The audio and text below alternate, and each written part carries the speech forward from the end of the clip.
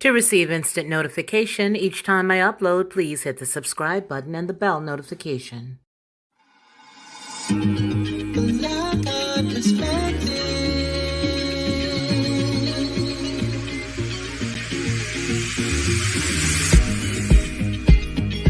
Helping you along the way.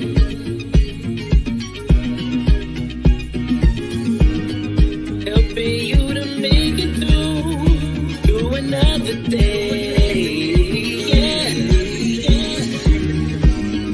everything you need to know that you never knew that you need to know. Like our perspective.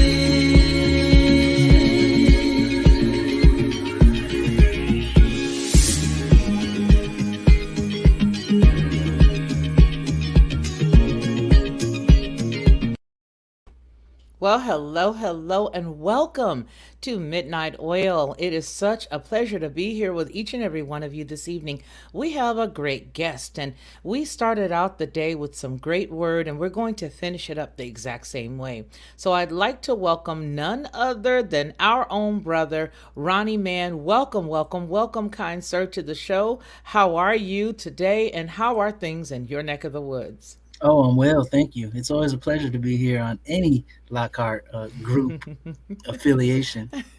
Well, I am so happy that you are here. And I really do appreciate you for being here with us. You know, we've been here once already today, folks, and we just decided, you know what, the word was so good. And you all know how much we enjoy listening to the teaching that Ronnie Mann brings to us here, and we just had to have more. So we invited him to come on back. He agreed to it, and here we are. Before we get into everything, I'd like to say hello to a few folks. We have Amy Duran and Maureen. How are you? Hello, Rachel, and also King BJ. Hello to you as well, sir. So what's going on? Oh, I see more people. Oh, hey, William Craig. How are you? It's good to see you.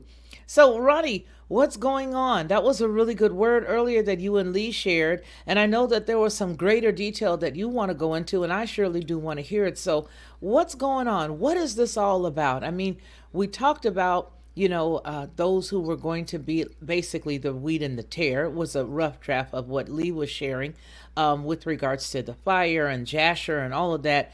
What's going on? Talk to us.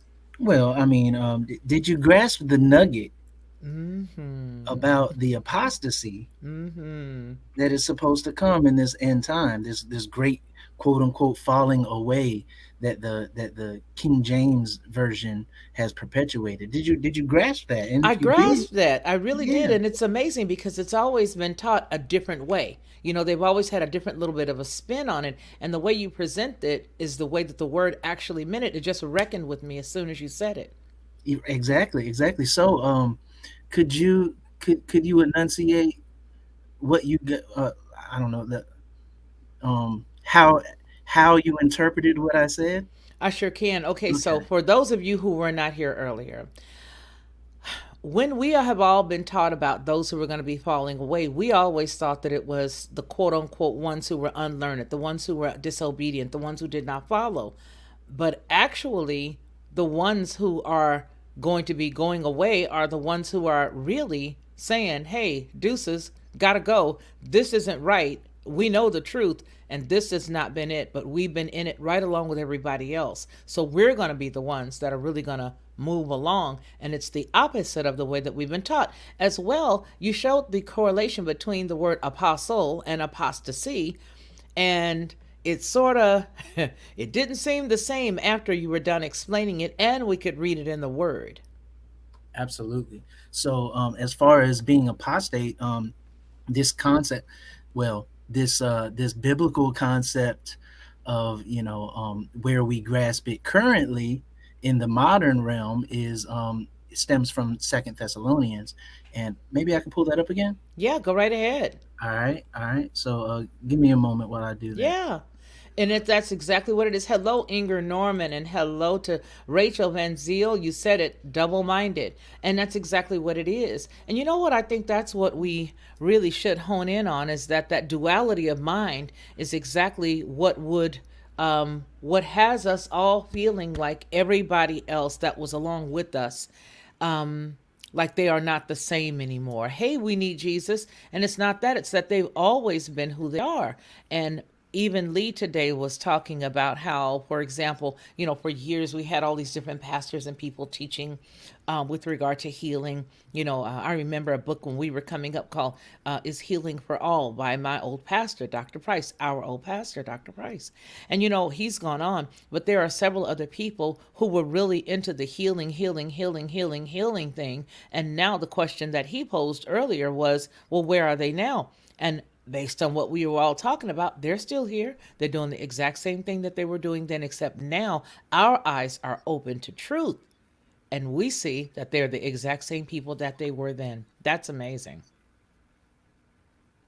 So when we look at the mystery of iniquity or what have Mm-hmm. you, it says he in the remaining portion of verse 7, it says he who now restrains will do so until he is taken out of the way.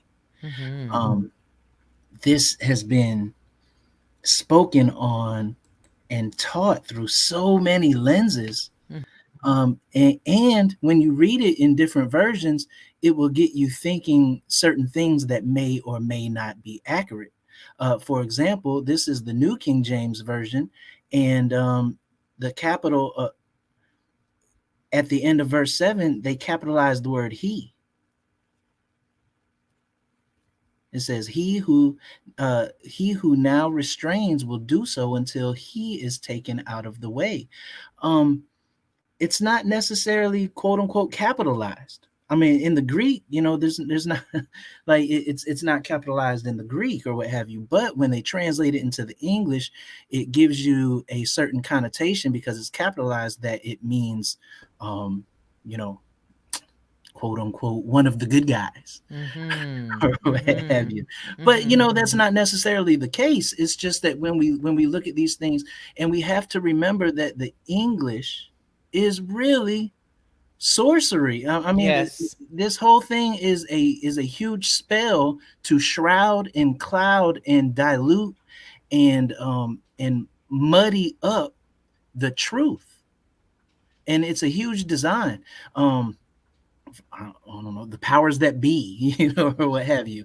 But it's a design to get us off focus and off base Mm-hmm. to because our main objective is to navigate so we can obtain the kingdom ultimately. Mm-hmm. Um, and they steer us away from that. So what is this concept right here?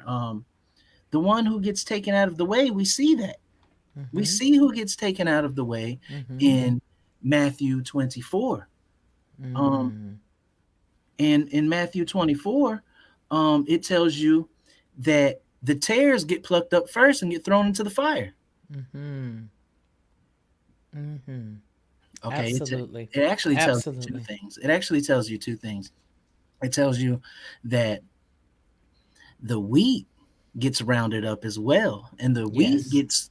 gets brought safely into the storehouse or the barn, or depending on uh, what version you're reading. It tells you, but the storehouse. This is where the wheat go, but the tares get rounded up, bundled up, tied up, and get thrown into the fire, and that happens first.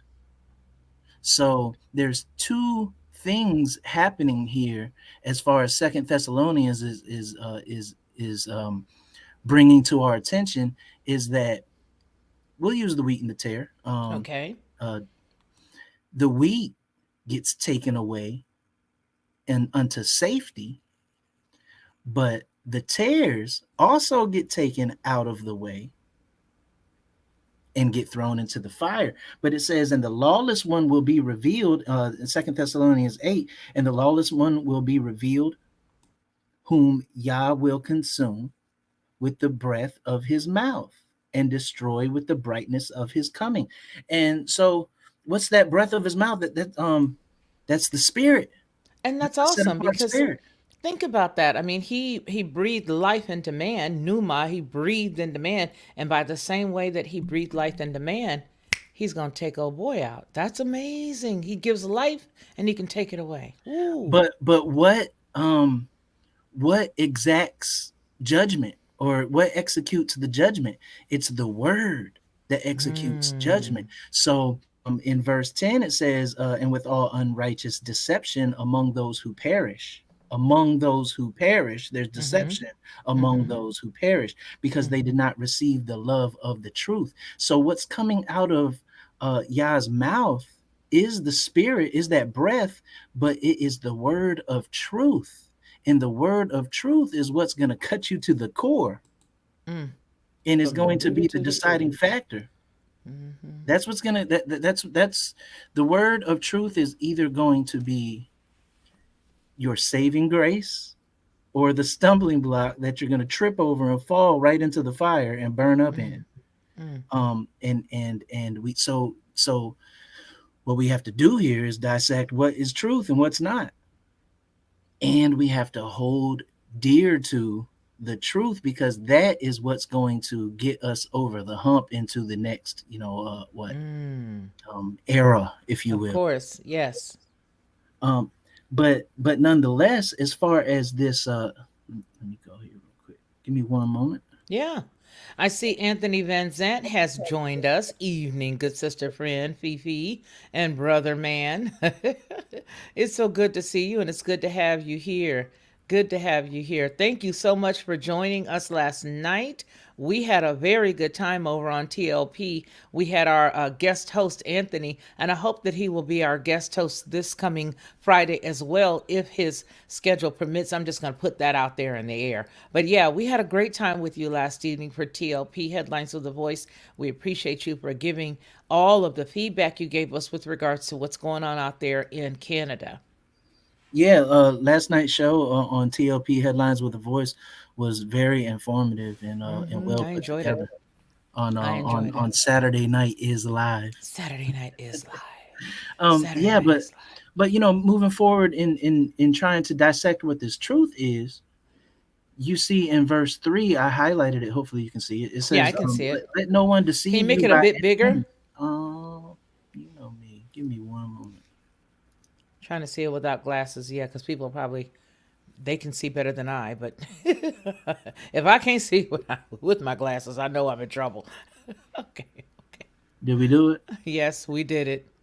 All right. All Won't he right. do it? Sorry. All right. So let no one deceive you by any means, for that day will not come unless the falling away comes first, and the man of sin is revealed, the son of perdition. So, um, that falling away, that word there is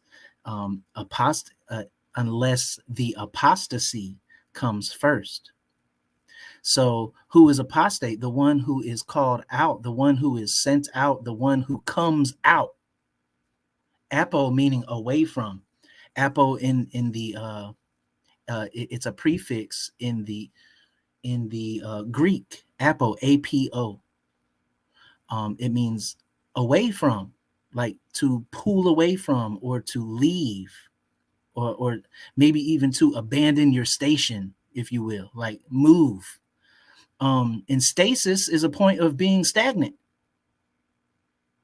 So apostasis is stop being stagnant and move out of the way, get out of the way.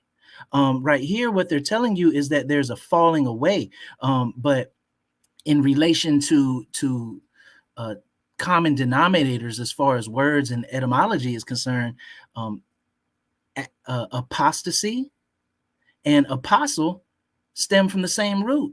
But apostle, they tell you it means the one who is sent out or the one who is called out. But they give you a negative connotation when they're telling you apostasy, meaning it's falling away. And they get, and they lead you down a wrong path, thinking that's something negative. That's something negative for Rome when you decide to come out of her. So that's why they give you this negative connotation, because they don't want that to happen. However, it's something positive for you when you move away from, and it says that this is going to happen first, and then the man of sin, that man of lawlessness, the son of perdition, will be exposed. Um, so there's criterion, that there is a set method, a play by play on how these things are going to manifest. And right now we are clearly in the time where people are being called out of all of these lies, and we have thought processes that we might not have thought before. And if we have thought before, they've never weighed so heavy on our conscious, and on our heart, as you know at this time. So here we are thinking, okay, yeah, we have to come away from these lies. We've been lied to extremely too much, and it's becoming noticeable. And in this in these lies, I don't know, what's the term, you get sick and tired of being sick and tired. And Oh and yeah. and once that Enough once is enough type of thing. It's like the enough exactly is enough type feeling. Yeah. and once we come to that realization, that is when it's time to come out of her. And we have to Hmm. make that decision swiftly, because the destruction is going to come just as swiftly. We think it's all just fine, and then next thing you know, destruction like a thief in the night. Mm-hmm. And we see all the players being placed in position all around us. Mm. um there's something a brewing as we speak right now. And if you ask me, that it's synonymous, or it's at least equivalent, or it really, really, really looks a lot like the verbiage that you read about in the scriptures as far as the Magog war. These things are playing out right now over there in the upper Middle East, if that's a thing. Is the Middle East a thing? But in the upper portion of the Yeah, that's what I you always know say. Where's the upper east? Where's the lower exactly. east? So the No. upper Middle East, there's a lot of things brewing, and it's causing an international quake, you know, commotion internationally. When you look at the players, it really, really, really seems as though we are approaching this Gog Magog experience. And I'll just say it like that, because maybe not, but No, I definitely think you're appears to be. absolutely right. I mean, and you know what? Here's the thing. If it isn't, if it isn't that, then it's pretty close to it. If that makes any sense, it could be the precursor to it. Because, well, let me just say this: they're pushing it. It doesn't necessarily mean that it's time now. Because I don't biblically, I don't see it as being time now. But I do believe that they are certainly trying to, stoke, for lack of better terms, without being, I don't like to trigger things, but concern. They're trying to stoke concern and fear. I'm gonna just say it, fear in the hearts of people. And so yeah, I think it looks a lot like that. You know what I mean? But again, I don't see it as being that. I really don't. I see it as being, something that looks like it. If they push it, then certainly. But I don't know. I don't know. I think that's a playbook that they are very well aware of, the same way that we are very well aware of it. But I just think that they're Well, going to use these tactics to push it in that direction. and I a lot do. of times these things are self-prophetic. They are Like, they're made self manifest fulfilling because prophecy. you push the issue. Yes, absolutely. And So if this plus this gets together, it equals this. There's no way you can have, Russia and China, or Russia and whomever else involved in something, and it not be that, because right, those are the right, parties. Yeah, exactly. And yeah, so yeah. that you have powers that be that could be pushing the issue Mm-hmm. prematurely or not, or what have you. Mm-hmm. But because it's manifesting itself, that's it. Yeah, That's the absolutely. thing. Yep, yep, yep. That this is that. It becomes this is that. Right, Which is right. something So that you don't want. But I mean, and you know what, I really feel like, as we're looking at all of this, there's so many different pieces and so many different components that would have to be acted out at the exact same time, don't you? I think it's so much more than just this yeah, particular, definitely. the bear, and then the dragon, and then the this one and the that one. You'd have to put a lot of stuff together. So here's what I think will happen, and this is what I've been saying. I believe that if that thing is pushed like that, the people who are attempting to be the big bully on the playground are going to get their butts handed to them. I really do. I Well, really, wait, really do. this is the thing about that. When you read Ezekiel 38, that's Mm-hmm. exactly what happens. Hmm. What you just Well, said. The well, bully on the I playground yeah. gets Mm-hmm. their butt handed to them. Mm-hmm. and and what I'm speaking of, it might sound similar to current events, internationally, but what I'm actually speaking of is the Gog Magog war. Mm-hmm. And Absolutely. so the book of Ezekiel is a future prophetic book. Like he's seeing things, he's seeing visions of Mm-hmm. things that are happening in the last day. So Mm-hmm. Ezekiel 38, he's speaking of a war that has not manifested itself Mm-hmm. yet Mm-hmm. in a latter day time frame. And he's letting you and letting you know that Yah has commanded him to voice certain things and prophesy certain things to come into fruition. And one of these things is that he's telling, verse 2, it says, Son of man, set your face against Gog of the land of Magog, the chief prince of Meshech and Tubal. Prophesy against him and declare that this is what Yah Alahayam has said. Uh, Behold, I am against you, O Gog, chief prince of Meshach and Tubal. So when you're looking at these players, who are these people?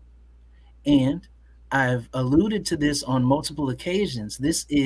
You can find out who these people are in Genesis 10. And if you want to pull that up, Genesis 10, you can see that the sons of Japheth are these people right here. Every single person that is articulated thus far up until verse 4 are the sons of Japheth. And these it's a so he aligns himself in verse 5 with Persia, Cush, and Phut. And Persia is Iran. Even and even if you want to bring it into the future, it's also the modern country of France. Mm. Ironically, some folks from Russia and France just got together and had a conversation and was just shaking hands. And So I'll just say that it was I'm the telling leader you, of both. I'm telling you. So Persia, of course, is that whole Akkadian rule from back in the day, and then it becomes the land of Persia. Persia becomes Iran, and these are the Aryans. But the Persians, a sect of the Persians, migrated north and then went west, and they became um, what you would call the Franks. Mm-hmm. And the Franks ended up being under the rule of a Mm-hmm. certain people group, where the nation where you see today is now called France. And then Cush is Ethiopia. Mm-hmm. Foot is Libya. So we have to see who these people are aligning themselves with, and if it is these people right here, then this is clearly what's going on currently. This is clearly what's going on currently. Persia, Kush, and Foot. Who are their allies? Who is Magog's allies? So have you pulled up Mm-hmm. Genesis It's 10? there. Yep, it's sitting there right Oh, now. okay, okay. So we just read this. Gomer, Magog, Yavon. We saw in another show that we did. Yavon is Greece. Yep. Yavon are the Hellenes. Mm-hmm. Tubal and Meshach. So share my screen again. Gomer, Magog, Tubal, and Meshach is the sons of Japheth. Son of Mm-hmm. man, set your face against Gog, Magog, prophesy against him and declare, behold, I am against you, the chief prince of Meshach and Tubal. We just read that. These are the Yep. sons of Japheth. The sons of Japheth are the modern day Europeans. Mm. And then who do we see? We see, you know, old I'll say the bear. I'll The say the bear. old Dusty. Yeah, yeah. We Old see. Dusty Bear. Old Dusty. So it's clearly manifesting itself. But check it. It says as in verse 6, as well as Gomer Mm. with all of his troops, as well as Gomer. We see that these Mm-hmm. are every son of Japheth. And then when you continue to read, and I encourage you to do so, I mean, he tells you, get ready, prepare yourself, company, gather all your company around you. It's going down. And it tells you in the Mm. latter years, you will enter a land that is recovered from war, whose people are gathered from many nations. Wow. Yes, yes, it's incredible. So he's articulating a futuristic time frame, and it seems, I'm saying it seems, because who knows until it actually comes to pass. Um, However, he constantly, Yah constantly lets us know that he has told us the latter things and the former. He has told us Yes. all the end times from the beginning. And it says, on that day, thoughts will arise and you will devise an evil plan. And it says, I will go up against a land of unwalled villages. Mm. And I will come against a tranquil people Wow. and who dwell securely. Wait Like a this, minute. Stop. Stop. yes, On yes. wall people, tranquil, tranquil. California is awful tranquilized right about now. Yeah, and it's the country as a whole anesthetized is what California is. And what was the piece you said before that? You said a tranquil people. What was it before that? Unwalled villages, tranquil people who dwell securely, See, all of them living without walls or bars or see, gates, see. in Mm, order to seize and spoil and carry off the plunder, to mm, turn a hand against the desolate places now inhabited and against a people gathered from the nations. mm. So all this is playing out. Just let that sit there. It's incredible. It's Can't make incredible. this up. It's incredible. So this is what I'm saying. Is this being what exacted as we speak? Mm-hmm. I'm not saying that. I'm not saying that either, but I'm definitely not saying that. I'm just highlighting Well, yeah, we some have to of be these cognizant not to be comparisons. the fortune teller types. Yeah, yeah, yeah, You yeah. know what I mean? Because But I we don't can know, definitely see. We don't know, but from what we see, they are, if this is not that, they are doing a very good job of imitating it. and all I'm saying is that these comparisons are astounding, brow raising. Uh, like, oh, that's interesting. So um, we have to figure out the play by play, or we have to go back to the play by play and see where we're at currently. And that's kind of what I wanted to do this evening. Good. Go right ahead. We got it. All right. All right, I'm gonna go to Matthew 24, and then Okay. You I got it saw on your somebody side? ask. I will in a moment.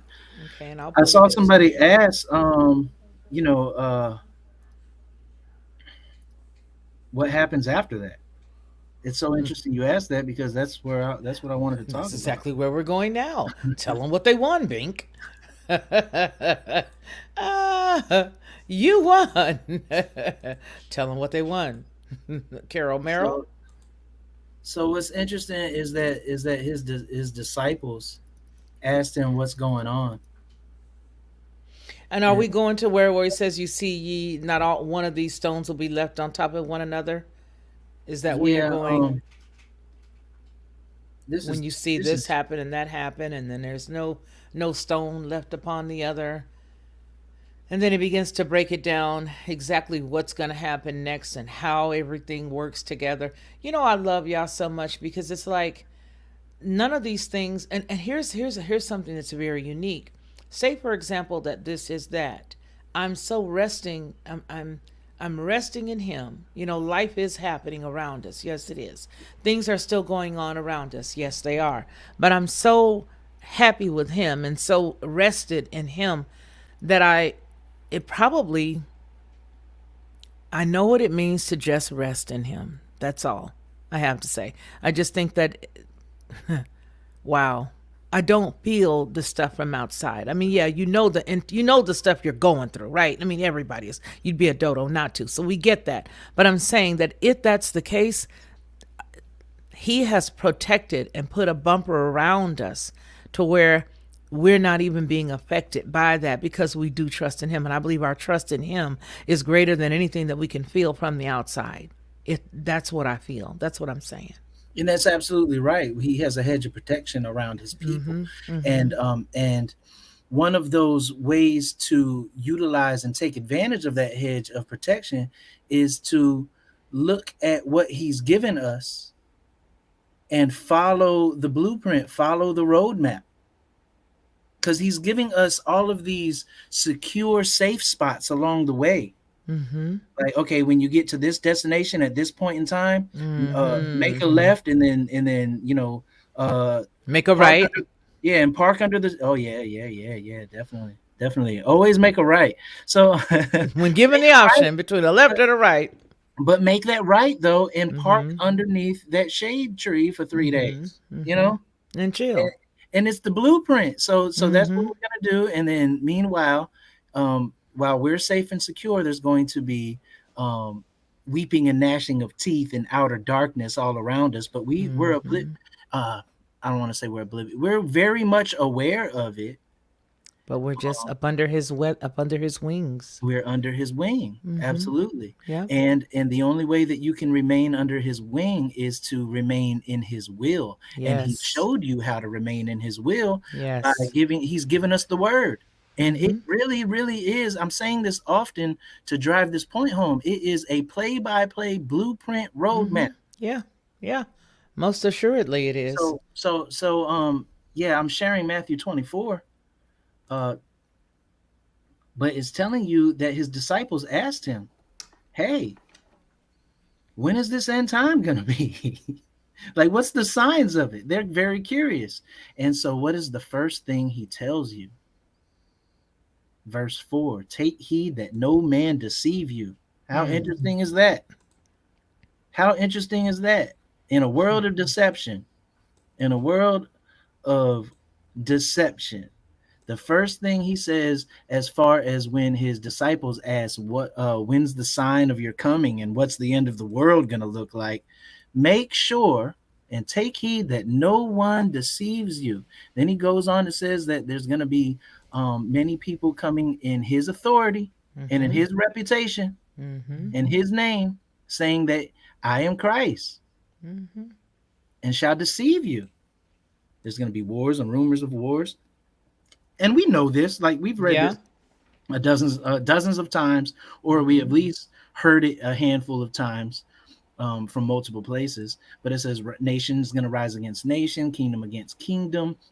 There shall be famines and pestilences and earthquakes in diverse places. All these things are occurring right now, but these are just the beginnings of the sorrows. They're going to deliver us up to be afflicted, and they're going to kill us.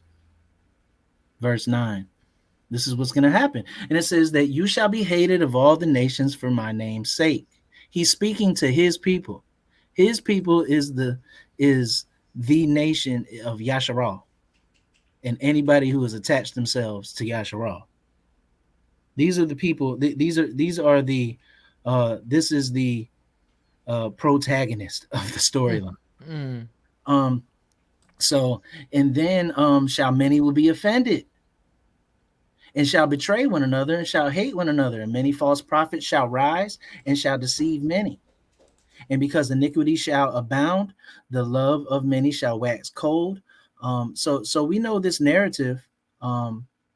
It says, verse 14, this gospel of the kingdom shall be preached in all the world for a witness unto all nations, and then the end shall come. So this is why I tell you that the gospel, people say, oh, the gospel is Jesus died on the cross, and 3 days later he was arisen, he arose, and salvation of sins and things like that. But it tells you, he's telling you in the end days what to profess and what to proclaim as far as a gospel. He's telling you that the gospel of the kingdom is going to be preached around the world. This is why I'm huge on getting us prepared for this kingdom, the gospel of the kingdom. And what is that? Repent, for the kingdom of heaven is at hand. That is the gospel. And he's telling us all to repent, to turn from our ways, to turn from the world's ways and come on back home. That is the avenue. That's the road home. And when it tells you that this will be preached in all the world for a witness unto all nations, that's not a good thing. This is a witness against you if you don't listen and heed this word Repent, for the kingdom of heaven is at hand. This is going to be a witness against you, because you're going to be like, but I didn't know. And he's going to tell you, no, I sent everybody and their mama to come and tell you. And you did not, take heed to the wisdom in what they were saying. You brushed it off. And it says, then the end shall come. It says, therefore, or wherefore, Mm-hmm. When ye therefore, therefore. see the nation of desolation spoken of by Daniel the prophet. We can go on about this, but this isn't the highlight points that I'm trying to make. So, but mind you, that this But is yeah, but read it, because I that is so important. Read that part, because this is like the and then and then and then, because a yeah, lot of people, it's the play by maybe play. even on the replay. Yeah, yeah. Yeah, but the abomination of desolation will be evident, and it says that this was spoken of by the prophet Daniel. And it says that it will stand in the set apart place. Whoever reads, let him understand. Then let them which be in Judea flee into the mountains. We just read certain aspects of this in Ezekiel 38 already. Mm-hmm. It says, let him which is on the housetop not come down and take anything out of his house. So this is what we need to be doing when we're seeing this. Mm-hmm. Because what do we see in Ezekiel 38? We already equivocated that. Well, we didn't have to equivocate it. We know that Ezekiel 38 is speaking on the quote unquote Gog Magog war. Correct. And it says that they're going to group up, and they're eventually, when it's all said and done, as it plays out. So these are key markers. When it's Mm-hmm. all said and done, and as it plays out, or the finality, they're going to be in the mountains of Judea. They're going to be in the mountains of Yasharal, somehow, some way. Mm. And it says, let them be in Judea. It tells you right here in Matthew 24. And we just read that in Ezekiel 38. So go back and skim through, and then highlight where I'm speaking on, and then study it, figure it out.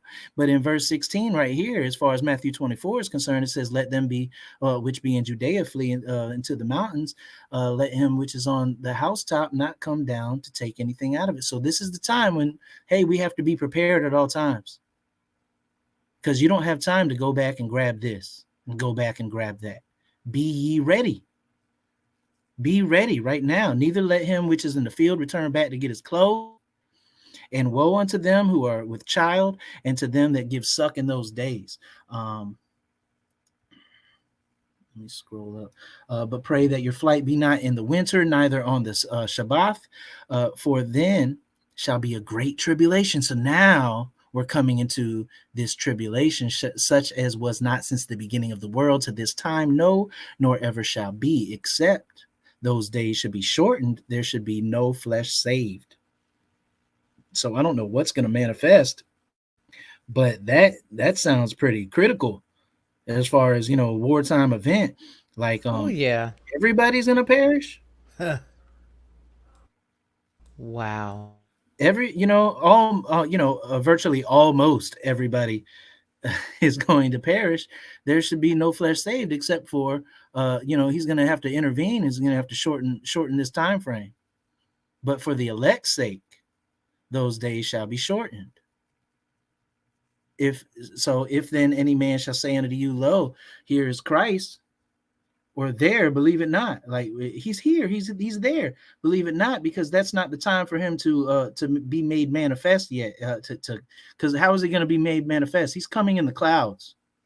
He's going to crack open the sky one day, and he's going to be like, here I am. And everybody, like lightning from the east to the west, everybody will see it in the sky. It says, for there shall arise false Christs and false prophets, and shall show great signs and wonders, insomuch that, if it were possible, they shall deceive the very elect. Behold, I have told you beforehand. So he goes on to tell you that he's not going to be here. He's not going to be there. All these places that they're telling you that he's going to be. I'm not going to, behold, he's in the desert. Don't go. Behold, he's in the secret chambers. Don't believe it.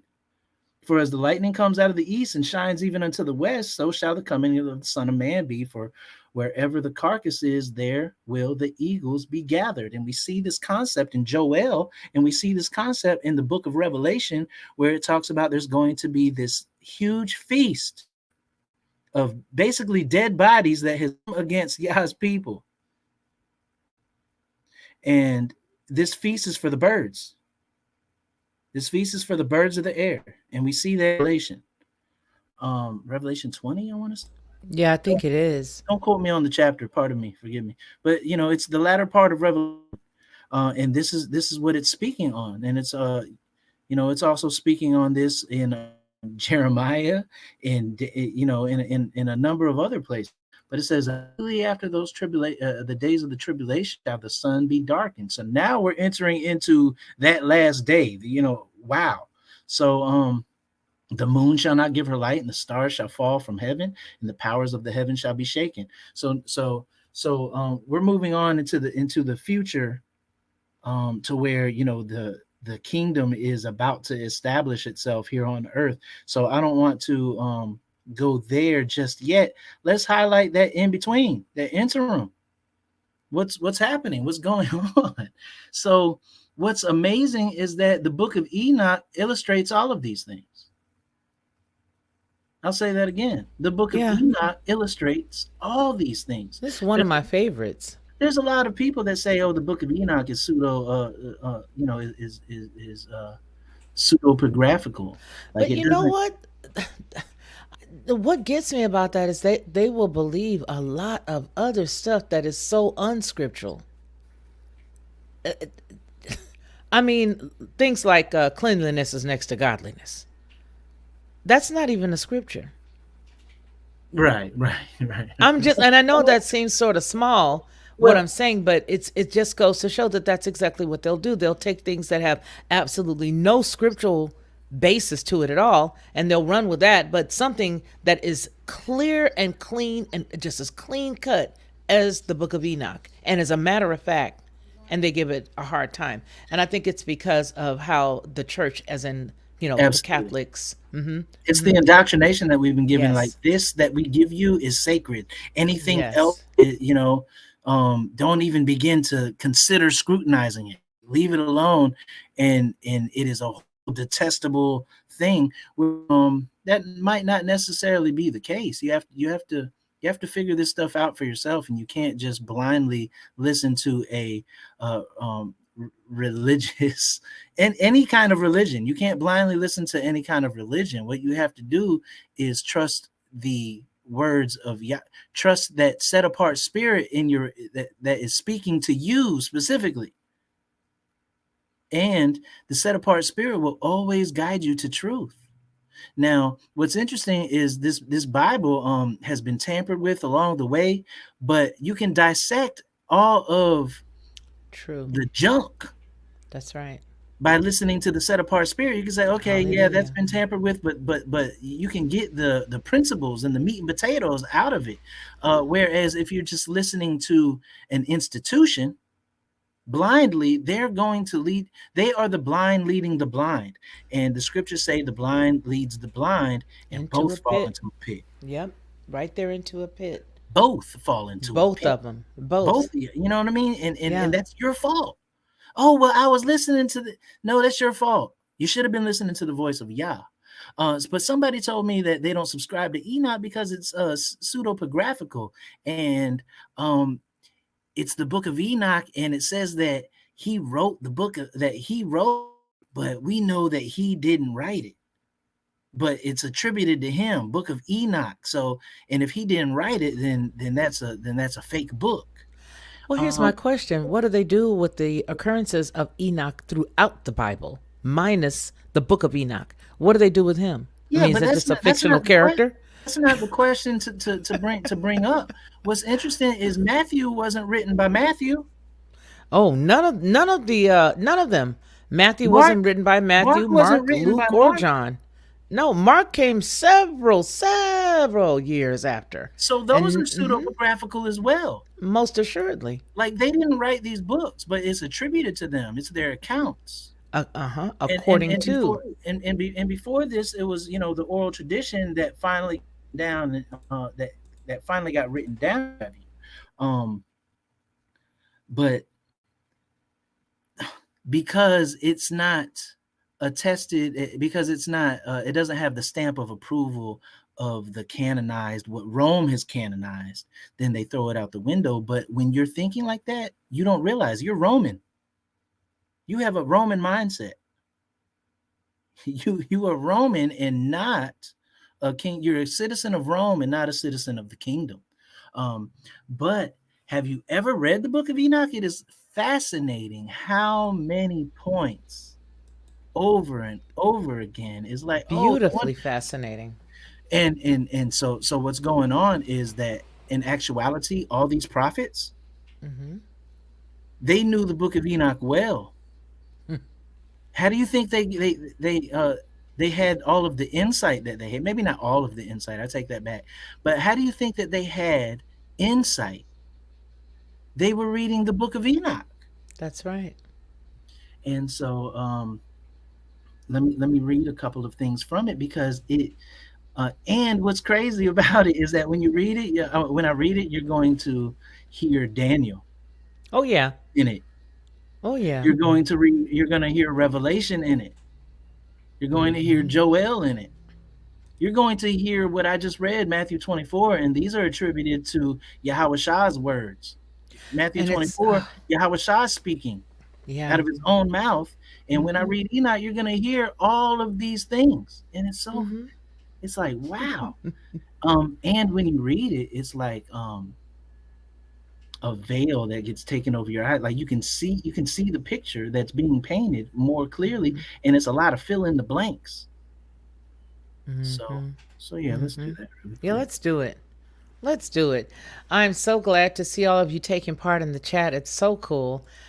Inger says to Anthony Vanzant, I'm just thankful we all have the set apart spirit so we can rightly divide the word of truth from the lie. Absolutely. Amen. Absolutely. Hallelujah. And Hey, and Anarchy. Anarchy TV is here. Hey. but when it Hello. comes to that though, I'm I'm s- I'm frightened beyond measure Mm. to disrespect. Like Yah has given me some, a certain degree of understanding, and if I lead any one of His people astray, I'm gonna Mm-hmm. get it. Oh Yeah. my goodness! And Yeah. so I dare not lead even the least of these astray. That's right. Charlie, hey, how are you? Charlie, Maureen. Uh-huh. Yeah, absolutely. And Anarchy TV just came into the room. You're loving your new thumbnail, sir. But it is a fear that we better have. You know what I mean? It is a fear that we better have. And it's also, you know what? Let me just say this. It's not only just a fear that we should have, but it also allows us to, when we make an error, quickly correct it. You know what I'm saying? It's because, and I think that's the difference. I know, like, I'll just use me as an example because I got so many errors. Um, not long ago, where, I made an error on the radio and I was like, okay, oops, I said a bad word. But I told you guys I was Peter, but it doesn't matter. It's something that I said. I think having that makes us even more accountable and it makes us, let me go clean this up right now. You know what I'm saying? Because we do have that fear. Does that make sense? Because we do reverence him. When you make a human error, when you make a bad choice,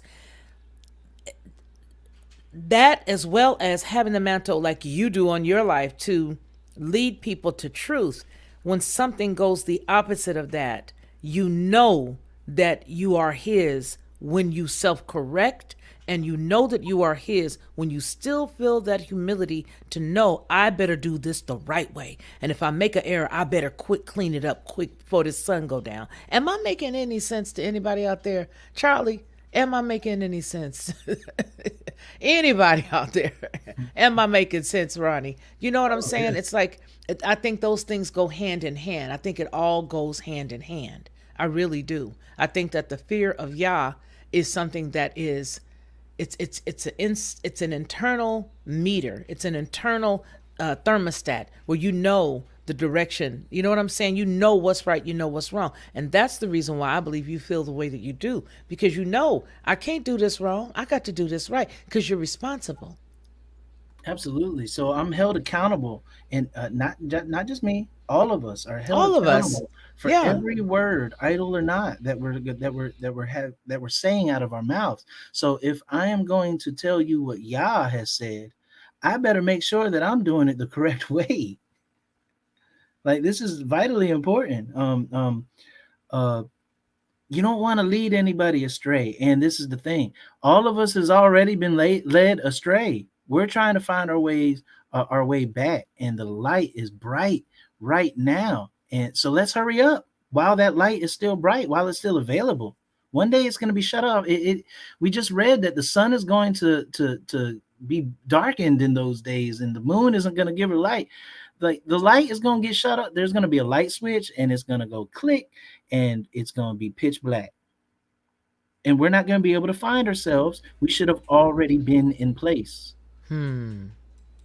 So um I'm listening to the set apart spirit pointing the way, and I am hurriedly along. I'm moving. I'm moving, and I implore people to come along. He implores us all to come along, and we can get these nuggets out of what is available to us. Um, Tells you in verse. So this is chapter 92. Depending on what version of Enoch you're reading, like you can get switched around as far as the chapters. That's Um, true. The way they divide them, the way that yeah, they stop them. some Yep. it's like a chapter. You might be a chapter or two off.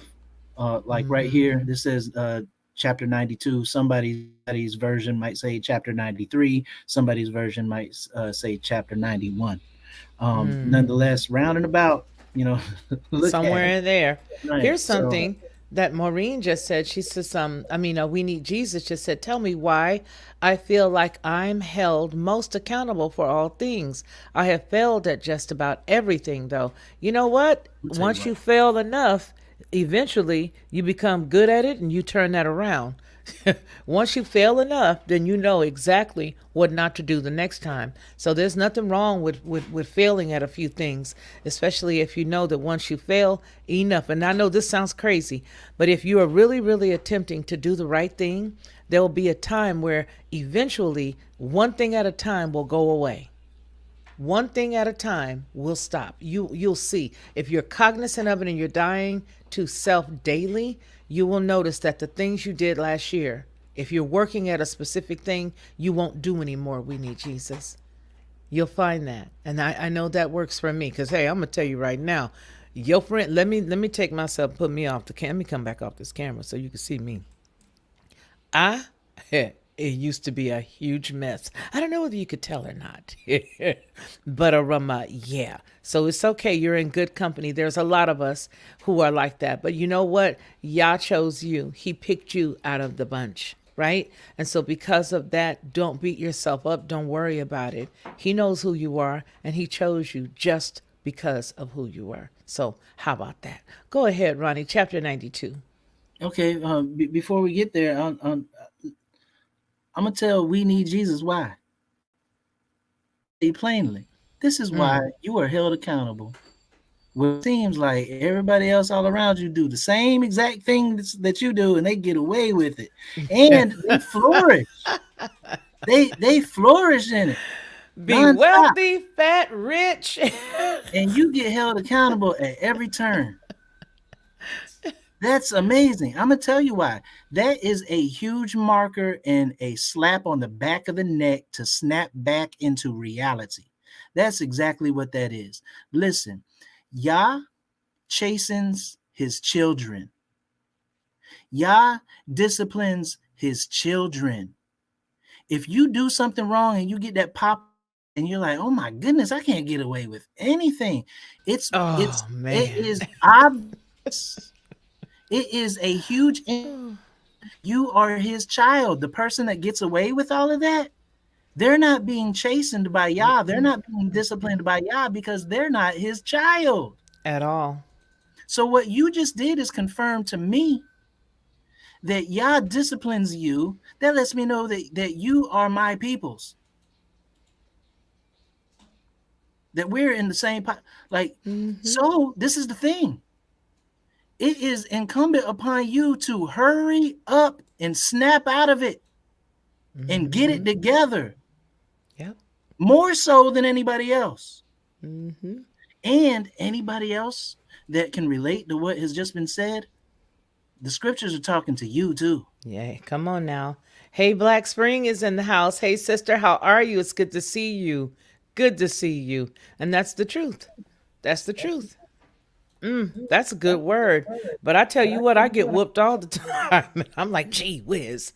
But then I don't mean to take this segue, but then I have to because what you just said, I often say, well, gee, when are they going to get in trouble? Because I always get in trouble. When are they getting in trouble? And I've even said this to you about a certain couple of things in my life. I'm like, gee whiz, when when are they going to get it? And then not long ago you said, wow, that person must really be Yasharal, because that person is really getting it right now. But it's the truth. It's the truth. You're hitting the nail on the head, Ronnie. You really are. And that's You the fact really of the are. matter. That literally is the fact of the matter. So that lets you know that more so than everybody else, that you're the one who needs to tighten up and get it together. Mm-hmm. I've came to that realization, and like I'm striving to play my part, as Mm-hmm. all of us should. Because when we really look at the scripture, it tells us that we are responsible for the wall in front of our house. Mm-hmm. That wall is the protective barrier for the nation, and Mm-hmm. you have to secure your portion of the wall. Hmm. You have to secure your, Mm. and we all have to secure our own portion of the wall. Stop Wow. worrying about what your neighbor's wall is doing, because you need to use that energy Hold to your make sure, peace. right, that your Wow. portion section of the wall is Wow. on point. And it's like Wow. the link in the chain type metaphor, or what have Mm-hmm. you. Mm-hmm. You can't have the weakest link, because now the Mm-hmm. whole entire chain is weakened, and it's you're Mm. the you're the reason why Wow, the you whole are chain. the weakest link. Right, Wow. right. So we all have to make sure that our portion, that our section of the wall is secure and Mm. is not going to crumble and is not going to fall and is going to stand firm on the solid rock that is built on the solid foundation. When we get all these earthquakes, all these proverbial earthquakes, there's going to be earthquakes in diverse places. That is, actually literally physical, but we're speaking on the metaphor right now. Right, when right. when when things shake up, are you standing solid, and is your wall going Mm. to hold down the fort for us all, Mm. or are you going to Ooh, be the breach? that is amazing because if you think about it, you can see that, yeah, imagine all of us with our hands up against the wall. You know what I mean? Holding up the wall. This is my part. But imagine if I stop and I go pull my hand over here and start telling them, hey, look what you're doing over here. Hey, stop. Now my part is uncovered. And now not only is my part uncovered, I'm distracting you from doing what you were doing, which was holding the wall. And therein lies the breach. Therein lies the breach. You could even look at it as a dam. You got everybody's got their finger in a dike, preventing it from cracking any further or whatever, a little fissure or whatever. And if we all remove our hands to go do other stuff, therein lies the problem about how things fall apart. That's a heavy analysis, Ronnie. What you just put out there, that's heavy because that can go, we can think of that in a myriad of different ways, in a bevy of ways that could go. That is heavy, and it's a good treat that you just gave us. That's a good treat. That Okay, really is. so let's go down that path just momentarily, Okay. and I'm Okay. going to share this is what we are commanded to be. This is what we are Okay. told to be, and I'm sharing Yeah, it's it. there. It's there. Okay, this is Isaiah 58, verse 12. It says, and they that shall be of thee, who? Of Yah, shall build the old waste places. Thou shalt rise up the foundations of many generations. All Mm-hmm. of us have been led astray, and the end time generation is the one who's going to repair and restore everything, Mm. because we're the ones who's snapping out of the strong delusion, and and out of the spell, and we're not spellbound anymore. We're not bound Mm. by the spell any longer, and we are focusing on truth. And it says, and thou shalt be called the repairer of the Of the breach, breach. Come on now. the restorer of paths, to dwell in. This is not just one person. This is you. All of us have to play our part. Oh, hallelujah. I'm constantly playing my part, Hallelujah. but I'm doing it for many reasons. I'm doing it because I have a part to play. I'm doing it because Yah has commanded all of us to do it, and I recognize that, and I'm frightened that I'm not gonna, like He told me to do something and I'm not obedient to it. No, sir, that's not gonna fly. Mm. But this is the thing. He didn't tell me to do it. He didn't just tell Isaiah to do it. He didn't just tell Mm-hmm. Jeremiah to do it, Daniel to do it. He Mm-hmm. told all of it. He told you to do it. Hallelujah. So it says, they that shall be of thee shall build the old waste places. Thou shalt rise up the foundations of many generations, and thou shalt be called the repairer of the breach, the restorer of paths to dwell in. And this is our focus for all of us. You have to prepare, you have to repair the breach. There's been a breach in the wall. The enemy is has taken advantage of that breach and has stormed the wall and has confiscated the city. We have to get him, rid ourselves of the enemy and repair that breach in the wall. And all of us have to restore our section of the wall. If the enemy gets in, it's because we weren't diligent in repairing our section of the wall. So somebody's section of the wall can be breached. Then Ooh. that, yeah. And then that lets the enemy have access to the city again. And we Come are the on city. now. The city is the bride. Come on. That's us. We're the body. That's Glory. us. Hallelujah. So all of us have to be a stone wall, if you will. Ooh. you know and so Hallelujah. it is of the utmost importance that we stop looking at the next person and we take up the initiative to do it ourselves. Mm. Because if you're always constantly saying, yeah, yeah, the scriptures is talking about everybody else, I No, gotta do no, it. it's me.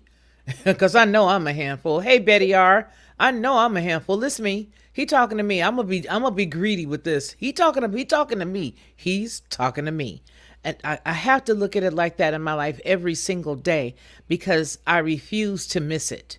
You know what I'm saying? I refuse to miss it. And I have to keep kicking myself every time I see myself do something. And listen, it's not saying that you're an awful person when you admit that you've got some faults and flaws. It's not saying that you are the worst person on the earth. What you're saying is, and what I'm saying is that I know that every day since I have to die to sin indeed and be alive to Christ, that there is always space for correction. There's always space to get better. And when you think you've arrived and that that you've already attained it, you better go back and start again because no one is without feeling down. No one is without a down day. No one is without, feeling bad. And no one is without sin. And no one is without an error. And as soon as you feel like you got it all together, you messed up. So that's why I'm saying, no, ma'am, no, sir. I have to keep getting myself together. I have to go back. Here's the thing, and I know when I was ministering to women, as a part of my vocation, the one thing that I would say to them is, you know what? Mess up enough, you'll get tired of apologizing. Because if every time you mess up, you apologize to your husband, or you apologize to your kids, or you apologize to whomever the infraction was against, you'll stop. Think about that. You'll stop. Why? Because you're going to get tired of doing that. And eventually, unless you're a narcissist, okay, that's a totally different. That's not even, I'm not even licensed to do that. But I'll tell you, unless you're crazy or you're a narcissist, keep it up and you'll stop. Yeah, Seek that, to live for him, and eventually you're going to get a lot of it right. You ain't going to get everything right. You're not. You're going to get close to it. And for people who say that they've gotten it, oh, I'm right, I'm perfect, I'm, gee whiz, I'm sharpening my fingernails on my shirt, I'm the best. Sorry, you ain't. You ain't. That's what keeps us grounded. It keeps us grounded. It does me. It keeps me grounded. I'm not about to sit here and fib. It keeps me grounded. Hallelujah. Go yeah, ahead, Ronnie. that narcissist conversation, that's a whole other show. That's a whole other show. That's another show. But you know what? It's good to know that we're all in good company. It's good to know that, you know what, Ronnie is human, I'm human, you all are human. We're not saying that we're going to lay down and wallow in sin or wallow in error. What we're saying is that being cognizant of the fact that you made an error and you go back and you get that thing right. Who am I talking to? I don't know. I know I'm talking to me. So I'm going to put my hand over my heart. I know I'm talking to me. But when we go and we make that error right, then we are learning day by day what not to do. Why? Because we don't want to continue in that way. We want to continue to go in the right path, the right direction, pleasing our Father. And the only way to do that is to get it right while we have daylight, while we have the time, while we have the chance. So get it right. Get it right. What's this you have here? Again, chapter 92? Yeah, More I have good chapter stuff? More good 92. stuff?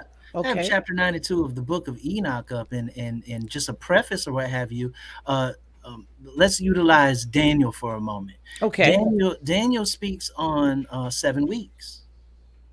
As far as eschatology Mm-hmm. is concerned, he speaks on there are 7 weeks. Mm-hmm. Um, and we can dissect that. There's so many mysteries involved. Uh, Enoch is stating the same paradigm, except for Mm-hmm. when it was revealed to him, he was shown 10 weeks. Mm-hmm. And he breaks down these 10 weeks. Now these are metaphorical, if you will, because they're not actual weeks or what have you. But Mm-hmm. nonetheless, like just a round and about idea. Daniel's 7 weeks are, each week is 1,000 years, and you have 7,000 years, and then the end will come. Mm-hmm. Um, in the Book of Enoch, you have 10 weeks, and these are the equivalent. It still adds up to the 7,000 years. Okay. But in these 10 weeks, they're equivocated to round and about 700 years. Mm-hmm. So this gives you an idea of the play by play. So he is reading from a book. And he got taught. So I don't know if you know who Enoch is, or not, or to what degree, how much you know about him. But You he was talking to deep. the people in the chat? I'm talking. Yeah, yeah, yeah, yeah, yeah. But You know, I know who the brother is. I know who Grandpappy. I'm the no, pappy. no, I'm speaking to whoever, like Yeah, I yeah, don't yeah, know how yeah, much you yeah. know about the man, Absolutely. but we're not gonna go into his history or what have you. I'll just say that he was deemed the man. He is the He was deemed man. the man, Mm-hmm. so much so that he was given all knowledge, wisdom, and understanding. Yes. Like Yes. he like nothing eluded him as That's far right. as the inner workings of everything. Mm-hmm. Of Mm-hmm. everything. He You're walked right. righteously before his Elohim, Mm-hmm. and he was deemed worthy to pass on the information to the sons of men. Mm. Um, so he read from a book. So they're heavenly books, and we see in Revelation that there's heavenly books, and some of them are sealed and can't be opened except for, one of them in particular can't be opened except for by the Lamb, who is worthy. Okay.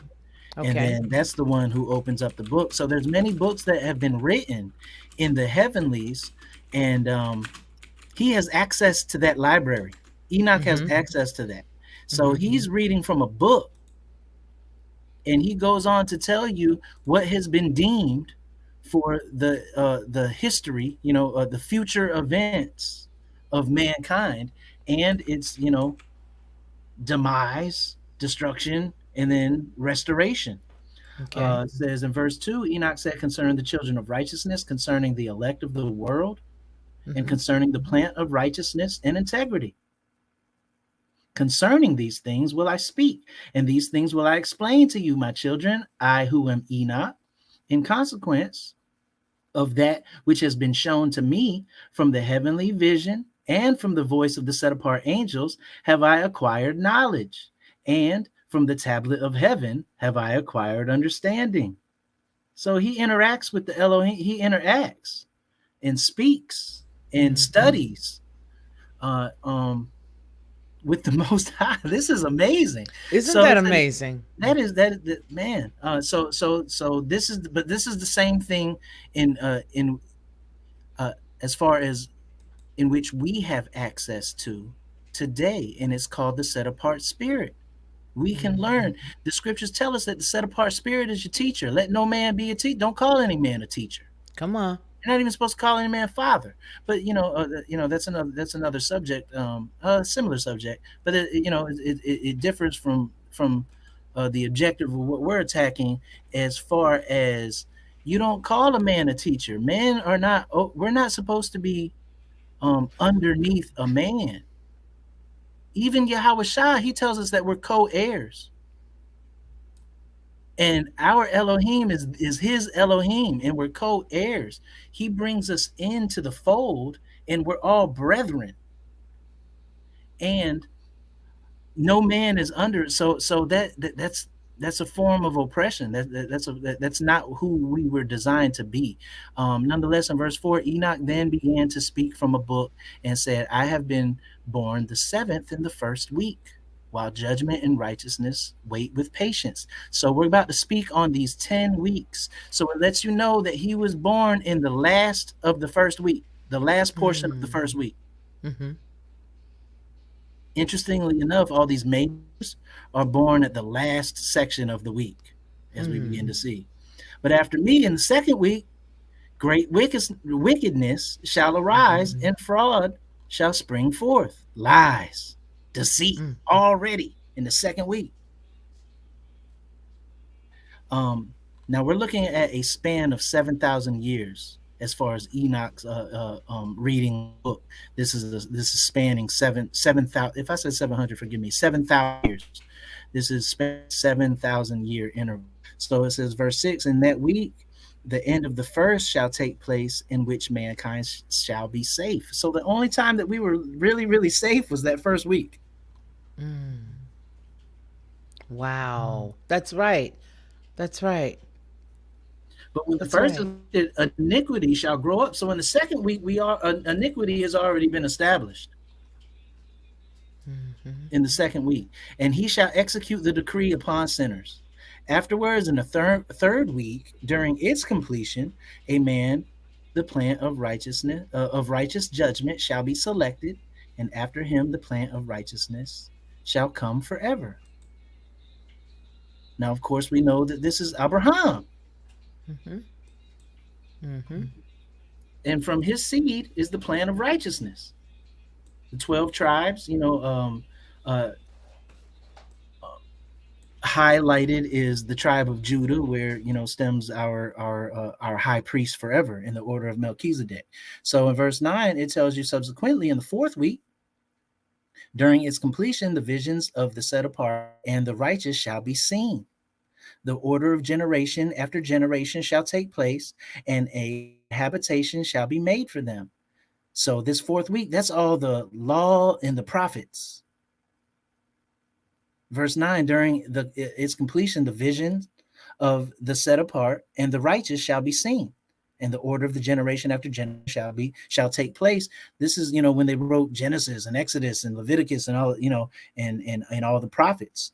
Then in the fifth week, during its completion, the house of glory and of dominion shall be erected forever. This is Yahweh Shah's week. He comes at the end of the fifth week, and he set up shop.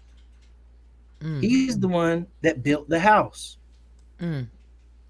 And it says that his dominion in the house of glory has will be erected forever in at the end of the fifth week. So we're into the sixth week. After that, in the sixth week, verse 10, all those who are in it shall be darkened, and the hearts of all of them shall be forgetful of wisdom, and in it shall a man ascend. So what's going on here is this is when we're all scattered throughout the four corners of the earth. We forgot who we are. We don't know, and we're just oblivious to the realities of truth, and we've been force fed lies to the point that Mm-hmm. we don't know that all of these lies are GMO, and and it has become delicious to us, and we're eating it, and we ask for it. Like, oh yeah, Wow. give us more. But our hearts have been darkened during this period, and during its completion, he shall burn the house of dominion with fire, and all the race of the elect root shall be dispersed. Wow. Wow. Well, I know that there was a question, and it was, I think it's Anthony. Anthony, Enoch was Adam's great, great, great, great grandson. And he's also the great grandfather of Noah. And he's the father of Methuselah. So if that makes any sense, if That makes that's any perfect sense, answer. and that's accurate. That is Okay. accurate. So that's He's the that's who seventh. that's who he He's the is. seventh from Adam, Mm-hmm. and Mm-hmm. Methuselah is his immediate son. That's correct. Mm-hmm. Mm-hmm. He is the grandfather Mm-hmm. um, of Noah. Mm-hmm. I'm sorry, he's the great grandfather of Methuselah's, Noah. yeah, great He is the grandfather, great Methuselah's grandfather daddy. of Noah. Mm-hmm. Methuselah had Lamech, who they say Mm-hmm. Lamech, and Lamech had Lamech. Noah. Mm-hmm. Mm-hmm. Yep. Um, yeah, so he's an important person. He's actually the very first Melchizedek of the Melchizedek order. Oh, As heavy, very heavy. well, well, if you really want to go there, Adam, and Adam gave Enoch all the information. Um, but yeah, that's okay. Um, But the way that what I really like about this, and you and I have had these conversations. What I really love about Enoch was his love for Yah, his love and he had such wisdom and reverence, and he never put himself above Yah. He made sure that he pulled himself away from the people enough and taught them how to look to Yah, for guidance and for sustenance and for everything. And he was so close to Yah. I mean, the relationship is one to be envied, if that's possible, and if that's even fair to say. But it was definitely one to be envied, the relationship that he had with Yah, and how he, I mean, I don't think people really know the position here in the earth that he held and what he did. I think they just think the attributes that we just listed, or the lineage, but they don't know what his position was to the people, and who he was. And when you think of leaders, he was an absolute leader. He was. Can you do that for us one day, Ronnie? Would you be able to break his life and his path down so that people really get it, and then maybe it'll help everybody understand why they did not put it into the word, because it really does hone in on who you are as far as quote unquote a type is concerned. There are certain people who are of the order of Melchizedek. And I know you were teaching that one day. You were sharing that, I should say, Ronnie, about the order of Melchizedek. the sons And of Zadok. It's called the yeah, sons of Zadok. Look it up in scripture. The sons of Zadok are selected, and I are would love for chosen. you to teach that. And because I think once you see who he was in the scheme of things, then it'll be your aha moment. Because right now it's just, oh, Enoch, Enoch, Enoch, Enoch. But when you break it down and find out who he was, what he was tasked to do, and why Yah called him up and just literally just moved him on and brought him on with him, he got to a place where he literally went on in. I would love that. If you get a chance, I would love that. Hello to, I think it's Daryl Calhoun is in the house. Did I see somebody saying hi to him earlier? I think I did. Oz, hey, I think I saw somebody. Well, I think there he is. Daryl, hey, how are you today? Good to see you this evening, sir. Okay, go ahead, Ron. I'm Yeah, sorry. yeah. I'm setting up certain precepts to build us to that understanding. So yeah, Oh, that would be awesome. we'll definitely Because go. once you guys see it, you just it will be like, oh, this makes perfect sense. That'll be the aha moment. Well, folks, listen, we are at 1 hour and 18 minutes. And I'm going to hush so that Ronnie can finish because I know we only have 2 hours together tonight. But it's so great when all of us get together like this and we all are throwing, questions and answers and helping each other in the bullpen. It's really good. But what I don't want to do is I don't want to belabor the time because he's got so much more research that he's done to share with us. So I'm going to pull off screen and let you have it. Ronnie, if you need me to move or maneuver anything, let me know. Yeah, share this momentarily, and then we're going to share something else. But this is Proverbs There it 22 is. and 6, and we've heard this a handful of times. Start children off on in the way that they should go, and even when they are old, they will not turn from it. Um, Direct your children onto the right path, and when they are older they will not leave it. Train up a child in the way he should go, even when he is old he will not depart from it. The KJV, the King James, says train up a child in the way that he should go, and when he is old he will not depart from it. The New King James, train up a child in the way he should go, and when he is old he will not depart from it. Okay, so we understand this concept, or okay, I'm not going to say we understand it. We've heard this concept. Let's understand it. Let's understand it. When we say Enoch, we're saying Enoch in the English. The word in the Hebrew is Kanak. His name is Kanak, and it means to dedicate. Why? I mean, it's obvious. He was dedicated. Oh, He was the yeah. man that was dedicated to the cause. So Really?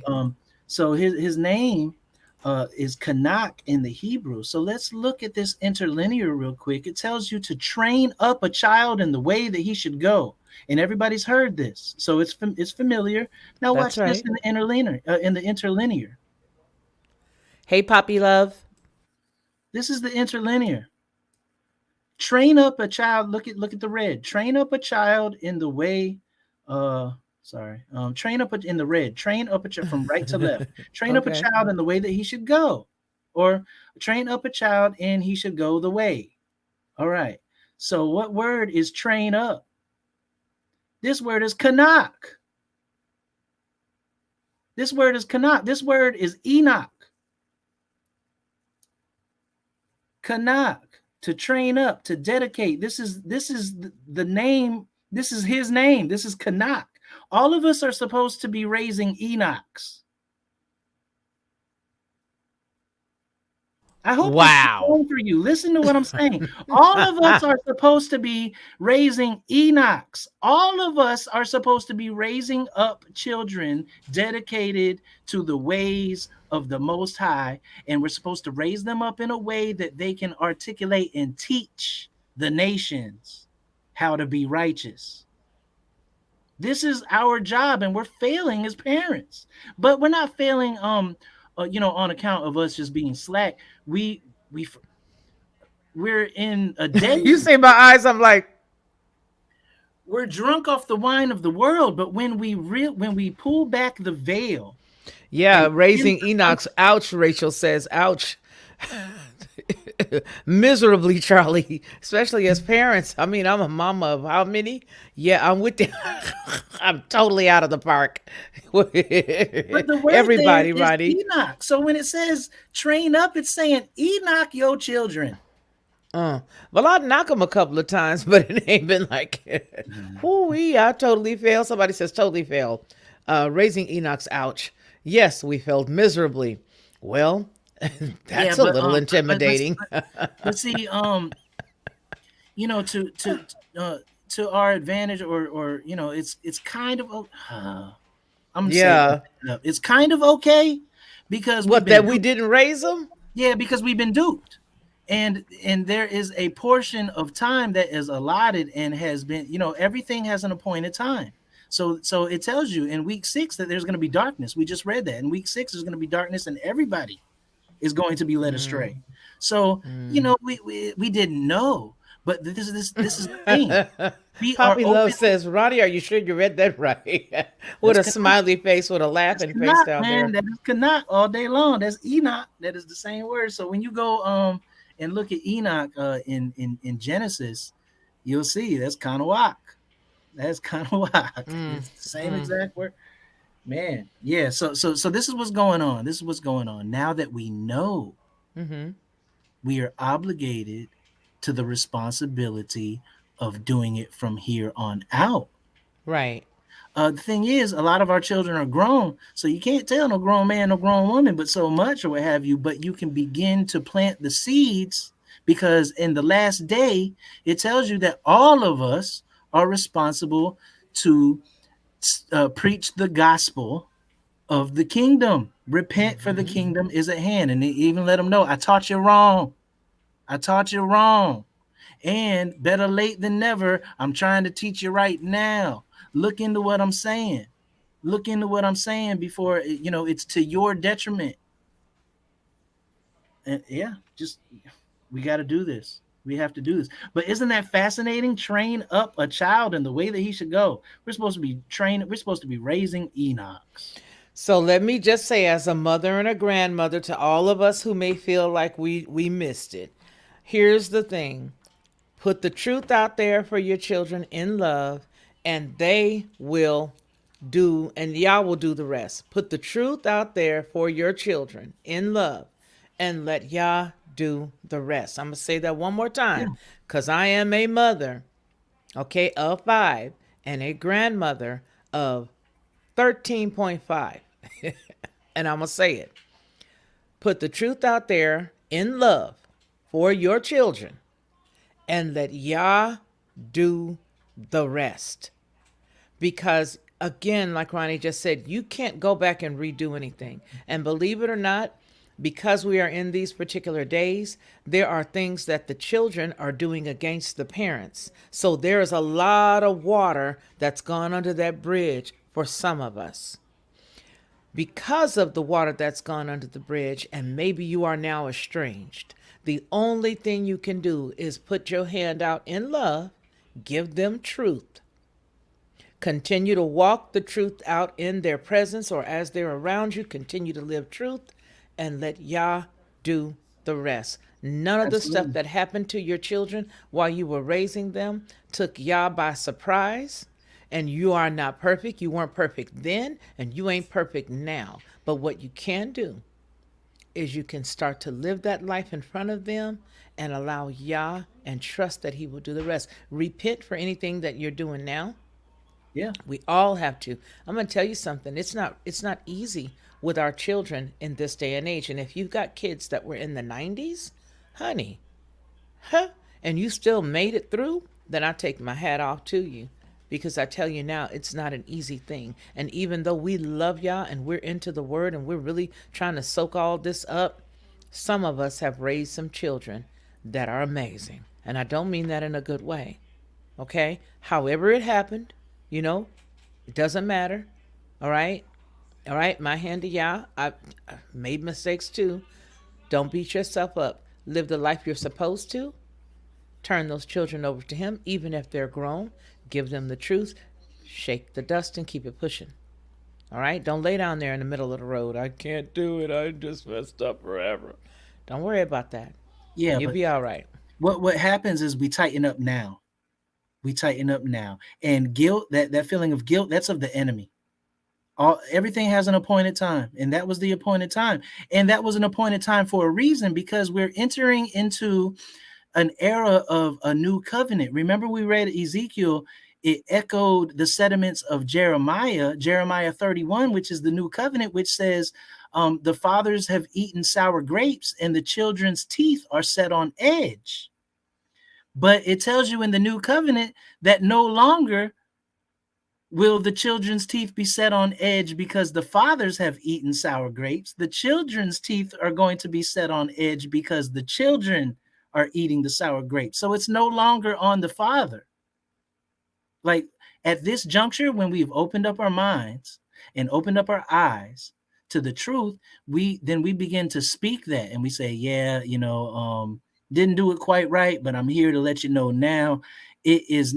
And what does he tell Ezekiel? He says, speak up and speak the truth to everybody around you. Stand up and proclaim this truth, and if they hear it, then great. You've saved one, if you will. But if they don't, their blood is no longer on your hands. It's not your fault. It's not your fault. At the same time, you have to speak up now. You have to, we all have to humble ourselves and say, you know what? I was teaching and professing slightly wrong. And moving forward, I just want to tell you the right thing. And look it up for yourself. You'll see that, a lot of that stuff has been off base. And if you continue to look it up, you'll see that what I'm telling you now is more in line and in tune with the will of the Father. But you know what, also, Ronnie? I think it's also important to note, as there are somebody who's listening that may feel like, gee, you know what? I didn't even do the Bible at all, while I was raising my kids. Because there are people out here who feel like, well, now how do I do this? You're going to have to live what you're learning in their presence. If you taught them something totally different because you were learning something totally different, then you're just going to have to live the life in their presence and intercede for them. Intercede that they will come into the knowledge of truth. But what you are going to have to do is to live that life without speaking it, because it's your actions that they grew up watching, and it's your actions that will turn them around now and really allow them to want to know, what is this truth? What is this thing that's got mom or dad changed? How did they come into this? How come they're different now? They're not as judgmental as they used to be. Mom used to be so judgmental, or dad used to be so judgmental, but they're not that way anymore. They're so much more patient now. Why? What happened? What changed? Okay, because this is a serious topic. We have parents and children who are at odds with each other right now today. There are people here that are listening to us in this chat. And even though this is not necessarily dealing specifically with our topic, it's still a very, very ripe place to have this conversation. There are parents who get into it with their kids. Trust me, again, I know I got how many?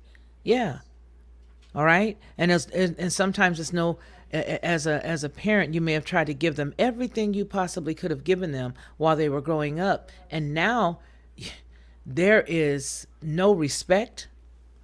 They don't respect you. They're rude. They're arrogant. They won't help. You bend over backwards. You do every single thing you can for them, and they will just as soon cut your hand off before they ever thank you for something. But they always have their hand out to you. But you know what I'm going to tell you? What I will tell you right now is, don't worry about that. Do not respond to it. Don't respond the way they come back at you. Simply live your life and they will pick it up. They will pick it up. And let me tell you something. If they do not, and they are a danger or a threat to you physically, do not allow them back around you, whoever this is for. Do not allow them back around you. If they are a threat and a danger to you, don't you do it.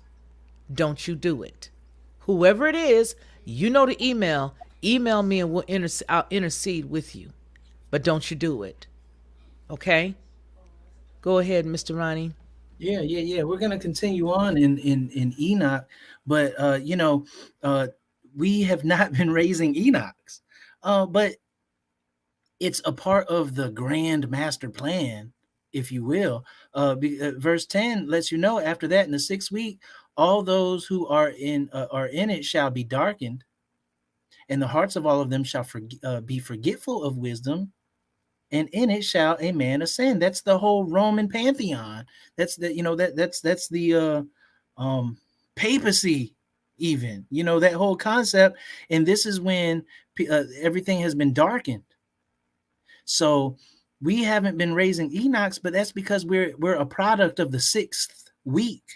But the 6th week has been ordained in the heavenlies, so it's supposed to go down this way. But we are a product of the 6th week. And then verse 11 says, during its completion, he shall burn the house of dominion with fire, and all the race of the elect root shall be dispersed. And that's us. We're scattered out. We have been scattered out. It says, afterwards, in the 7th week, a perverse, and this is where we are currently, a perverse generation shall arise. Why? Because of that 6th week darkening. And we're manifestations of all of its teachings and things of the sort. A perverse generation shall arise, abundant shall be its deeds, and all of its deeds, all of its every all of its deeds perverse. During its completion, this is the time frame we're in currently. And during this time frame's completion, and it seems like we're at the end of this phase right here, during its completion, the righteous shall be selected from the everlasting plant of righteousness. These are the sons of Zadok. Sons of Zadok. This is, this is quote unquote Old Testament. You can find it. Just, I don't know, do a basic search, sons of Zadok, and you can see exactly who they are. They're from the line of the Levitical priests, and they're the ones who snap out of it and get it together and recalibrate and decide to do it Yah's way again. It says, during its completion, the righteous shall be selected from the everlasting plan of righteousness, and to them shall be given the sevenfold doctrine of his whole creation. We are going to gain the knowledge, wisdom, and understanding of everything, just like Enoch. And when you read the scripture, it tells you that the Gentiles, it tells you that the nations will sit at your feet and will learn. Well, who are you that you get all this grand information that other people can, like, how are you so special? Certain ones that are deemed worthy at this juncture are going to be selected. This is the equivocation of what we see in Revelation, and they call it the 144,000. Mm-hmm. Yeah. Mm-hmm. And we're at this juncture right now in the scheme of, the historical aspect of it, the scheme Correct. of the timeline.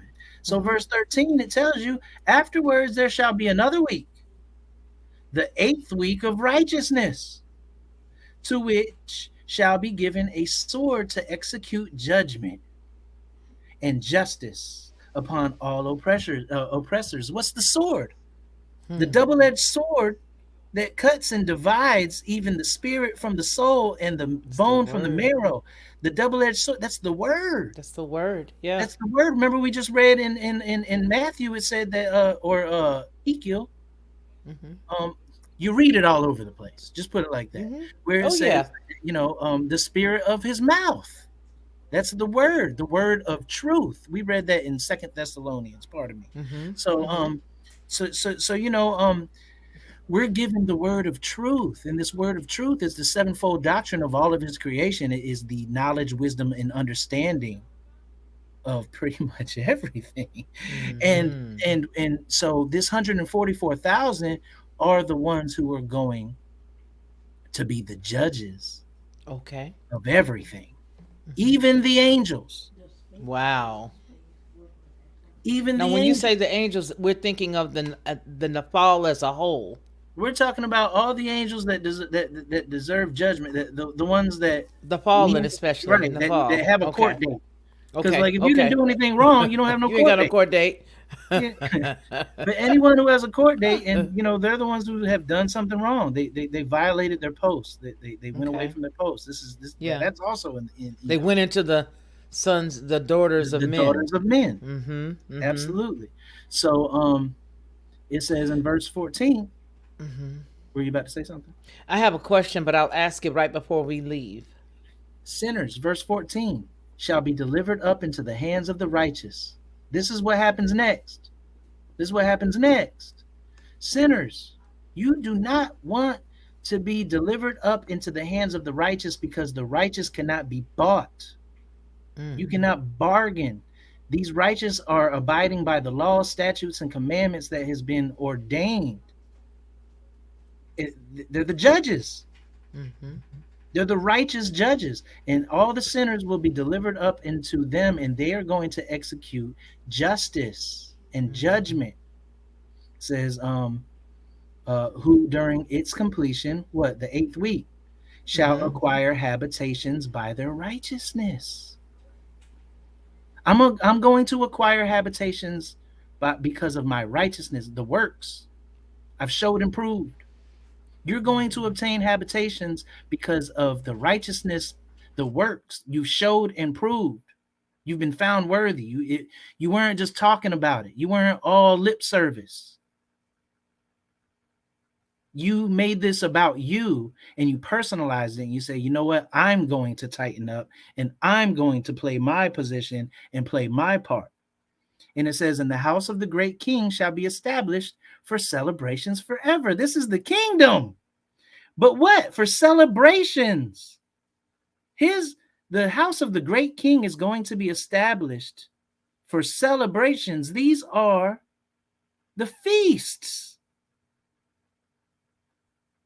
It's feast day. It's going to be feasts in the kingdom perpetually. We're going to eat good in the neighborhood. After this, it's going to be Sunday dinner all day, except for it's not going to be Sunday because that's actually pagan. That's actually that's not a term that will be used in the kingdom. After this, in the ninth week, so check it. So this eighth week, so look, as far as the weeks are concerned, as far as Enoch is concerned, they're a span of 700 years, but it's really not 700 years. It's a metaphor. It's a certain amount of time. Just like Daniel, the weeks are a span of 1,000 years, but it's literally not 1,000 years. It's a span of time, at length, but nonetheless, it's a span of time. So it tells you, after this, in the ninth week, shall the judgment of the righteous be revealed to the world. So there's a whole entire 1,000-year period. This is the millennial reign that the Revelation is speaking on.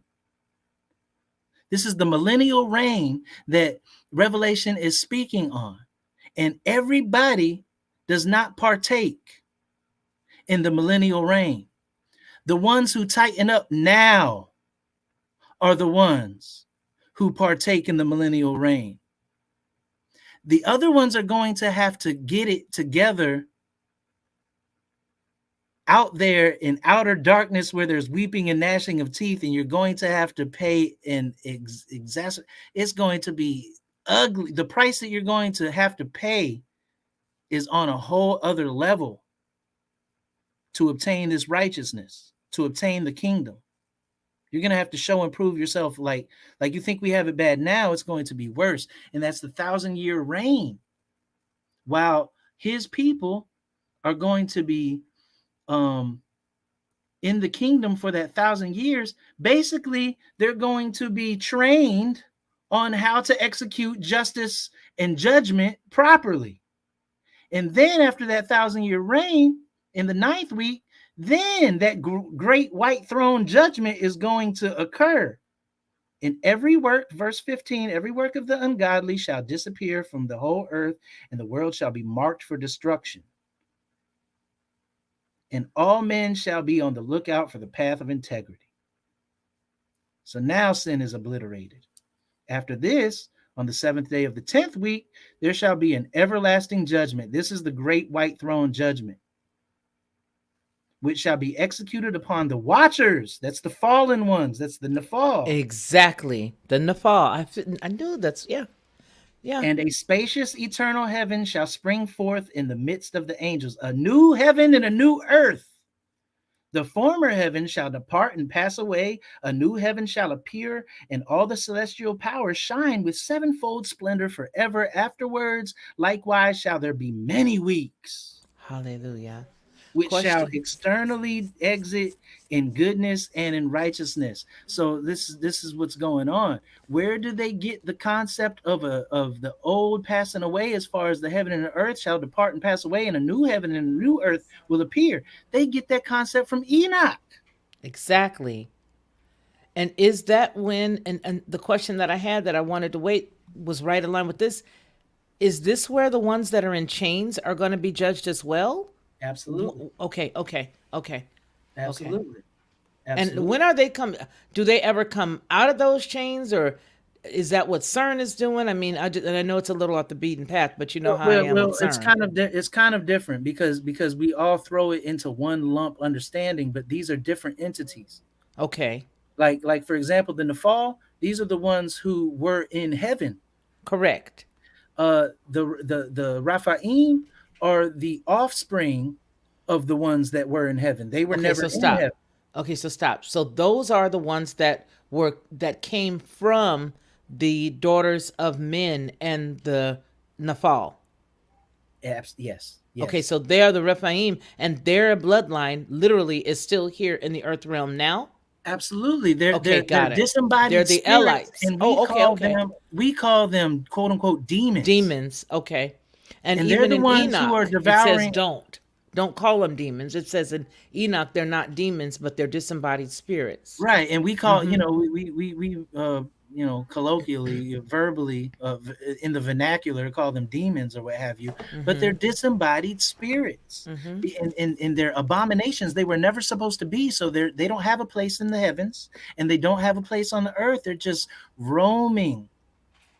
They're roaming around looking for a body to invade. And they do, and that's the reason why we see a lot of them in high places, They're in insatiable. They're governments. forever hungry, Yes. trying to devour.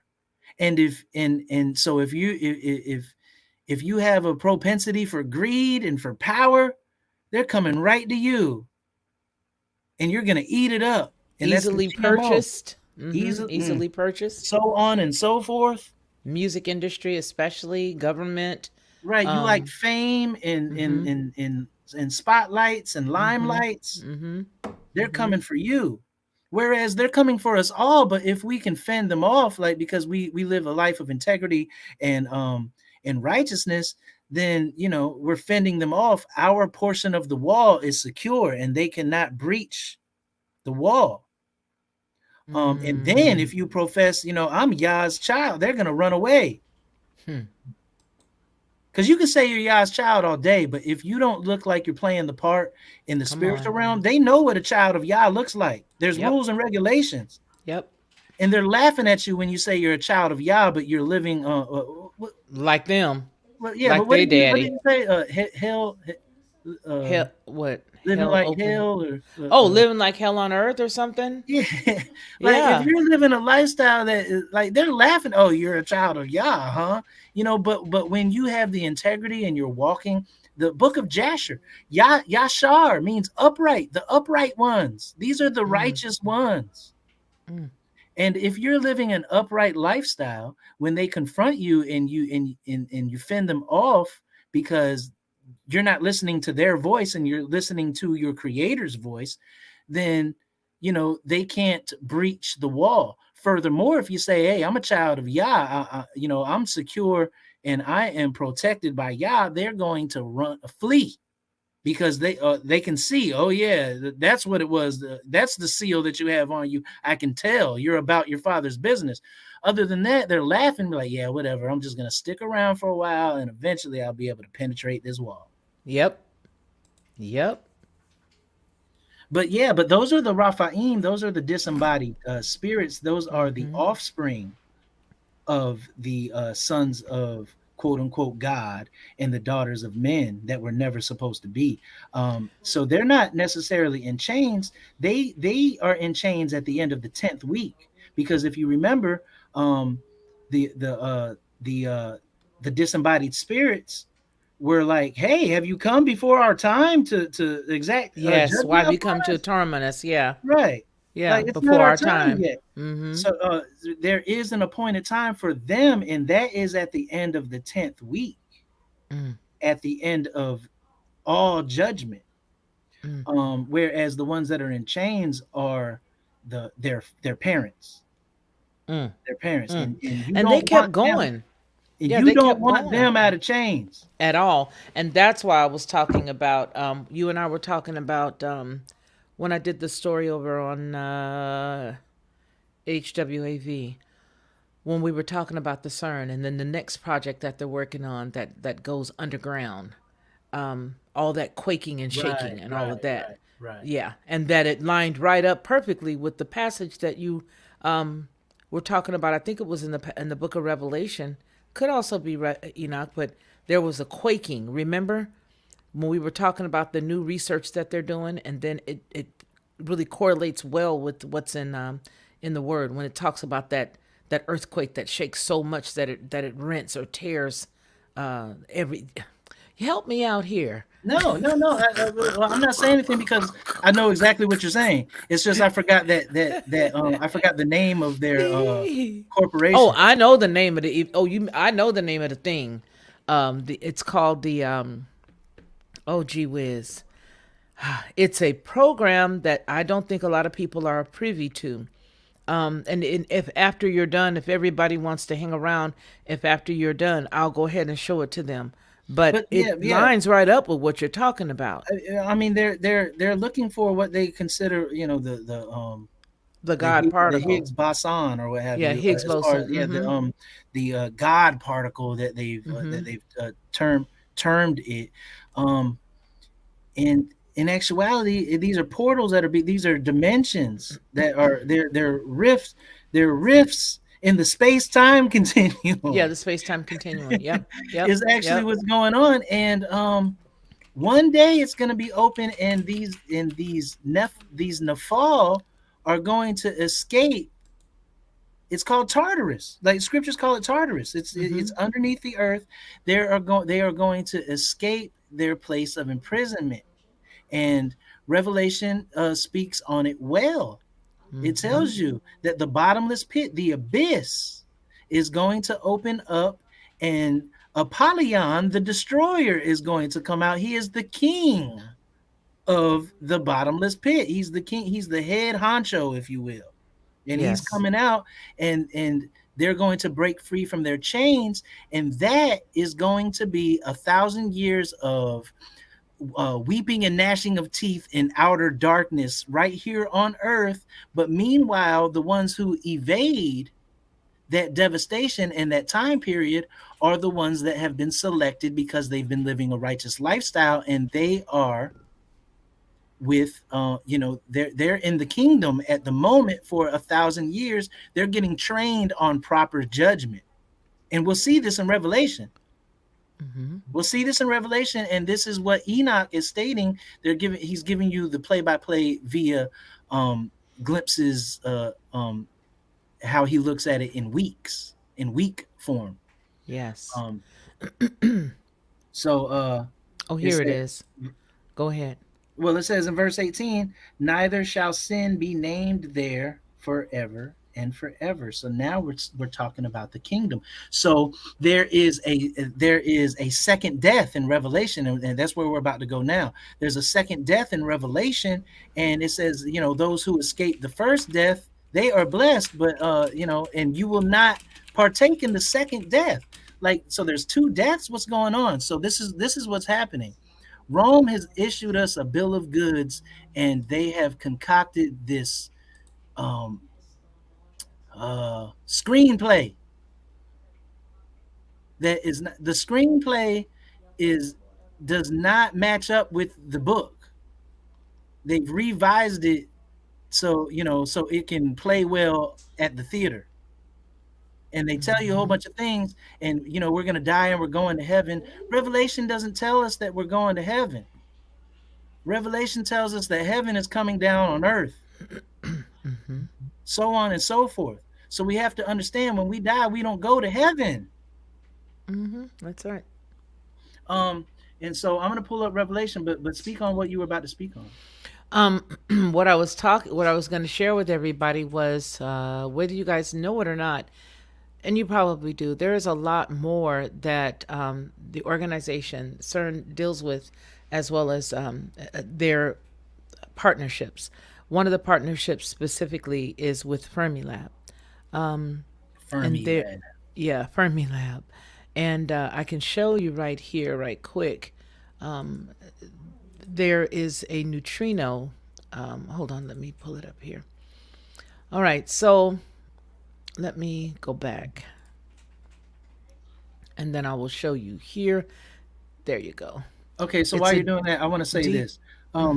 I'm not professing that this is the case, but this is clearly something that that definitely can make Revelation pop off. This is Yep. a candidate. This is a excellent candidate Mm-hmm. that can make all of these things about the bottomless pit opening up, Mm-hmm. make that portion of Revelation be made manifest here on earth. Mm-hmm. What Mm-hmm. they're doing right here at this Yep. place. Yep. So, excuse me, he's absolutely right, and I am the weirdo in the bunch. I can't say I'm really a weirdo because all of this stuff really does intrigue all of us, really. He and I, and Lee as well. But what I will say is that Dune at the is a partnership. It's Fermilab and it's also CERN. And so what they've done is they have found a way to move the neutrino these. Let me just show you. Let me just show you how it works. Okay, here's how it works. They're going to move a neutrino beam from one place to another. All right. And they're going to take it from, they're going to do the beams from Chicago all the way through to, is it North or South Dakota? South Dakota. Yeah, South Dakota. And it goes from one place to the other. If you can see this, it goes from one place to the other. However, how does it do it? It does it underneath the ground. So it's underground, way, way, way, way, way deep under the ground. And it moves from one place to the next. And so what they're doing is the protons will then be extracted from the main injector and precisely directed toward the Dune detectors. Traveling through a brand new beamline, they will finally smash into a cylindrical rod of graphite called the target. So it moves from one place to another, literally underneath the ground. From one place here, okay, this is Fermilab, and this right here, if you can see this, this is Chicago, and it goes from there all the way through to the Sanford Underground Research Facility. So that's 800 miles, 1,300 kilometers. Okay, this is the lab that's already there, and this is the PIP-2 proton accelerator. So this will literally move, but it will literally shake and quake. And there are not that many things that can move that fast, that could literally shake, that could literally do what the Book of Revelation is talking about. Now, here it is. It talks about the oscillation. It talks about the way that this is amazing. Let me just tell you that. But if you wanna know what's really good, this has the particle detector and everything up under there. And if you want to know what's really good, this is what's up. This is what they got going on. And yes, it will move and it will shake and it will quake because it's moving so fast. Yeah, and not only that, when they're accelerating these particles, when they do hit, they it's so much energy being produced. Mm-hmm. Um, and I'm saying I'm talking hypothetically, and Correct. this is underground, so I'm talking about phenomenal amounts, astronomical amounts of energy. I'm talking about times 100, times 1,000 status of A bombs. Mm-hmm. Massive energy. Um, if they miss the mark, or if something goes afoul, goes awry, Mm-hmm. um, it can explode and blow. If that energy makes it outside of the Yep. ground, Yep. all of that energy is going to go straight up into the atmosphere. That is, I mean, talking about earthquakes, talking about instantaneous weather. Mm-hmm. Man, it'll cause hailstorms. Yeah. Uh, you know, on biblical proportions, Mm-hmm. literally. Yeah. It's amazing. It's incredible. So I mean, like they need to be spot on. This is the thing. I'm not saying that this will be the catalyst, but this is a candidate to be a catalyst to jump off the astronomical proportions of what the Book of Revelation speaks on, Mm-hmm. and it lines up with Scripture as far as the aftershocks and the effects, the cause and the effect, or what have you. So this is something to definitely look out for. This is Well, it goes on here with the detectors and the computing. The Dune collaboration will build enormous neutrino detectors. The Dune near detector will live 60 meters. Will go live 60 meters underground at the experiment's near site. All right, and that is the Fermi Lab in Batavia, Illinois. The detector allows scientists to not only examine the composition of the neutrino beam just after its creation, but also to search for new particles and subatomic phenomena.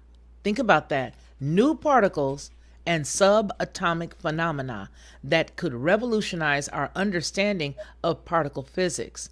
After the neutrinos pass through the near detector, they will morph. Notice these words: from one of their three types into another as they speed through the earth to the much larger detector called the Dunes Far detector at Sanford Underground Research Facility in Leeds, South Dakota.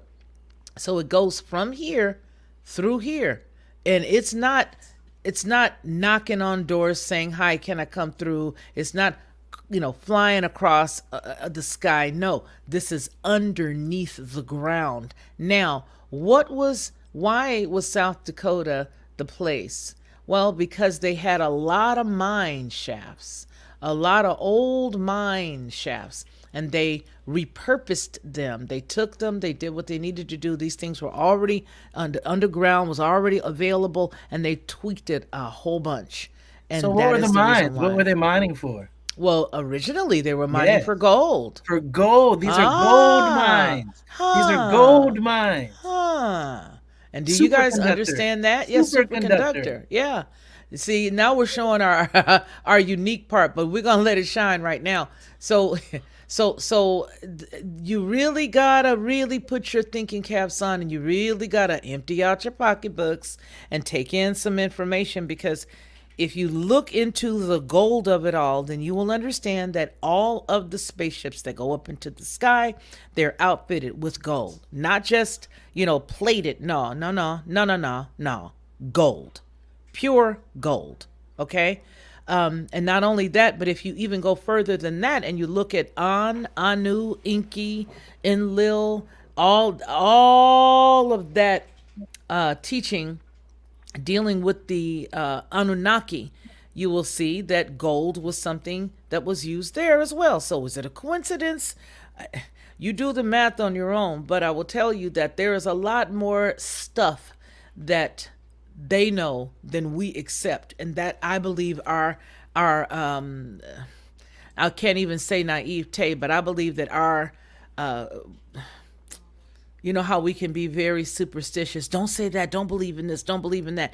They have you so locked up in what you should not think about and telling you what not to believe in that you don't even know what they really doing. They tell you, don't believe that. Don't listen to that. Don't believe. That's not even godly. Don't think of any of that stuff. And yet and still, every single thing they're telling you not to delve into or study, they know truth. I'm going to tell you that right now. Because if you really get into this, like I've been into this and studying this stuff, you will understand that it's a whole lot heavier than what anybody knows. And listen, it's not just CERN. CERN gets the bad rap. And I'm not trying to, come up on them or anything. I'm just saying they take the bad rap. Do you realize how many countries are involved? Do you realize how much money we have paid? You, me, everybody on the chat that pays taxes. Have you any clue exactly what this is? Have you seen what Dune looks like? Have you looked in? Let me show you something here. Let me show you something. Let me show you. Do you see this room right here? Hmm. Do you see that right there? What is that, Ronnie? What Argon. is that? Huh? Argon. A room full of Argon. argon. It's and they fill it with liquid what? Argon. Argon. They fill it up with argon. Are you guys? Do you know what argon is? Huh? Okay, so we have to Hey, take our. pardon me. These squares that you're speaking on, that's pure gold.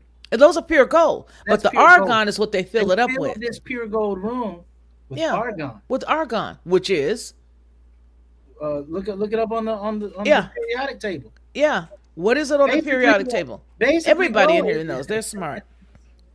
They put gold inside the gold, yo.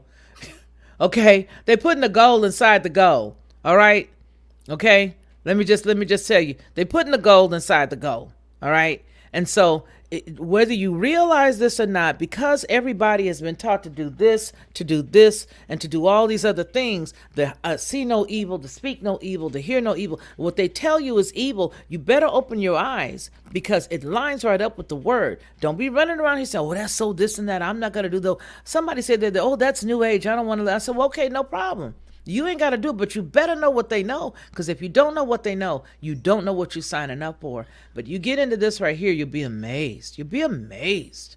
You'll be amazed. Amazed. So argon is more neutral than anything. Like so, it's something that will not cause a chemical reaction when they're shooting these neutrinos. Neutrinos. It's basically a constant that won't interfere with any cause and effect or what have you. And what it does is it emulates and simulates the outermost portion of the atmosphere, space, well, or what we call the the beginnings of space or what have you, the the the lining of the firmament, basically. Yes. So it emulates that atmosphere, the components of what that would feel like, and they're trying they're trying to escape is what they're doing. If you continue to read, if Hush, you Ronnie. They the people gonna be. well, I'm saying if you He ain't continue to read joking. Enoch, if you continue to read Enoch, these entities that are locked up underneath the earth, they are not allowed. They cannot enter into the heavenlies. They abandon their post and they Mm-hmm. desire to get back home, but there's no Mm-hmm. home for them any longer. They do not Mm-mm. have an eternal abode any longer, and they're striving at any means possible to get back into the heavenlies. It's not going to happen though. Not gonna happen. But you can't tell them that. They're going to try with all their might. Yep, and they're going to use any, because there are disembodied spirits that are going to and fro, they're going to use any available physical body that will take it. And you have to also remember that, yes, and you know what, I know to a specific point that it may not be fully this, but I do believe, and I've said it before, that AI is going to be used in that way. I mean, eventually it'll get so smart that it'll start thinking on its own. And that's just my opinion, as well as Mr. Musk's opinion and a few other people's opinions. But I'm going to read this quick blurb to you, and you guys will probably hear it again because I've already made it in an audio form, so you'll see it, but it won't be on this channel, but you will see it. So it just says, solving big mysteries. The Deep Underground Neutrino Experiment is an international flagship experiment to unlock the mysteries of neutrinos. Dune will be installed in the Long Baseline Neutrino Facility under construction in the United States. Dune scientists will plant a clearer picture of the universe and how it works. Their research may even give us a key to understanding why we live in a matter dominated universe. In other words, why are we here at all? Dune will pursue three major science goals. One is to find out whether neutrinos can be the reason the universe is made up of matter. Look for a subatomic phenomena that could help realize Einstein's dream of the unification of forces, and watch for neutrinos emerging from an exploding star. Get that? Perhaps witnessing the birth of a neutrino star, of a neutron star, or a black hole. The United States Department of Energy's Fermi Lab is the host laboratory for Dune, in partnership with funding agencies and more than 1,000 scientists from all over the globe. They contribute expertise and components which provide economic benefits to each of the partner institutions and countries. Dune consists of massive neutrino detectors at Fermilab in Illinois and Sanford Underground Research Facility in South Dakota. LBNF produces the world's most intense neutrino beam and provides the infrastructure. The PIP2 particle accelerator at Fermilab powers the neutrino beam. And here is the gigantic particle detectors. Do you see this? That's the particle detectors right there.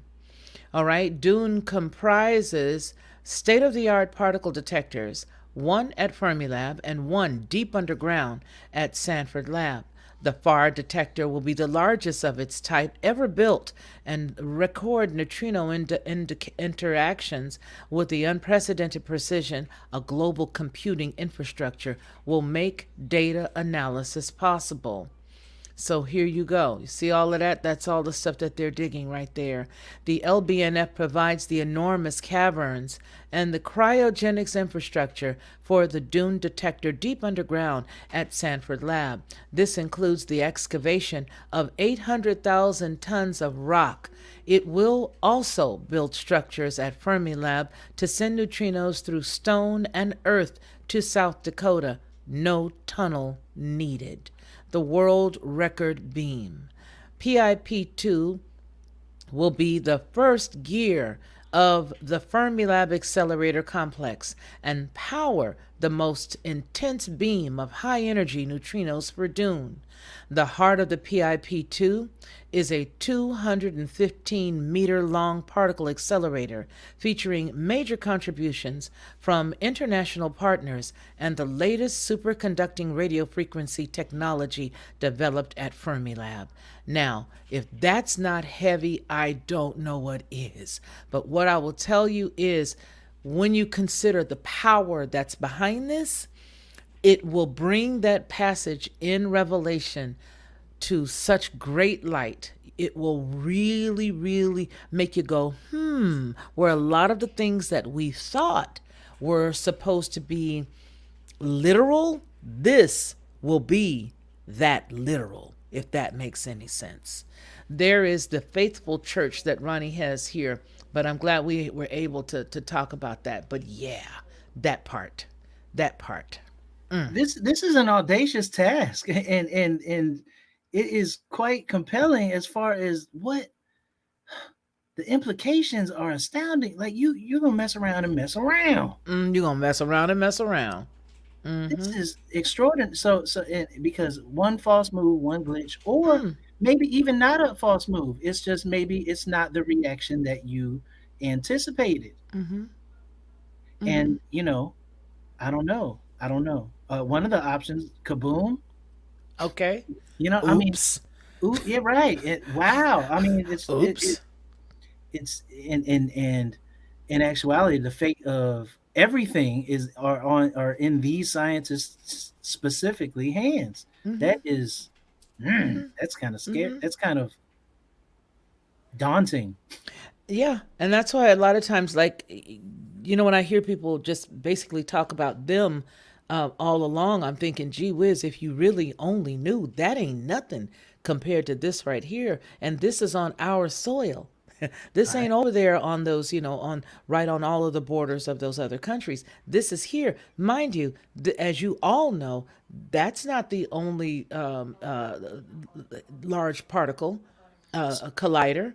We have Right. several Round uh, here in the in United strategic States spots as in well strategic around the spots as planet. well. Absolutely. And the thing is they could shake it and make it quake anytime they chose to.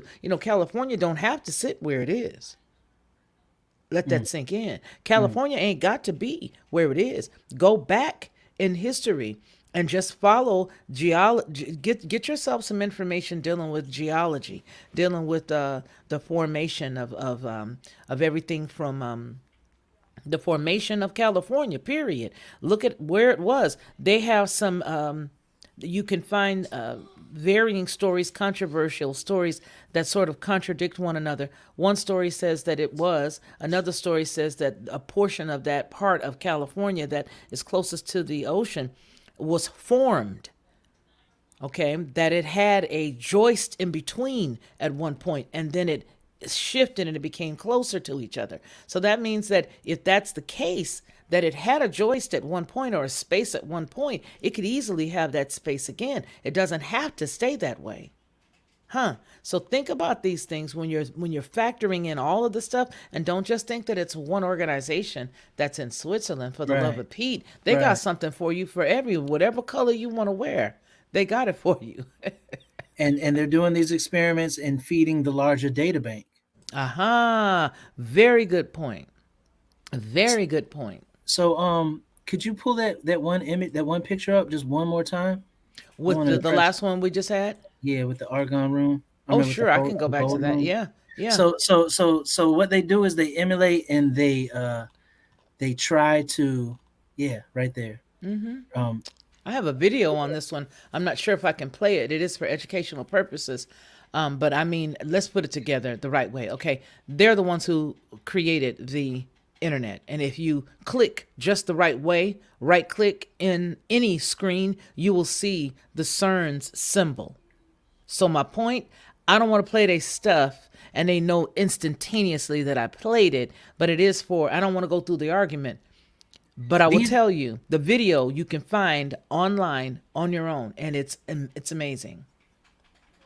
these individuals, they're so smart that they're dumb, but they're not dumb at all. I mean, dumb, Mm-mm. like they're putting, the fate of everything in their own hands, which is kind of scary or what have you. Mm-hmm. But no, go back to that. Mm-hmm. I want that to I was gonna penetrate get a the. better picture. I know Uh, there's another but picture. we can get an idea of Mm-hmm. where I'm going with this. Mm-hmm. Uh, they are smarter than you think, and if and a lot of these scientists, they're just following uh, the their job description. They're just doing what they're told to Oh do. yeah. Oh So yeah. there's somebody else that is pulling the strings on top of them, that is controlling the money.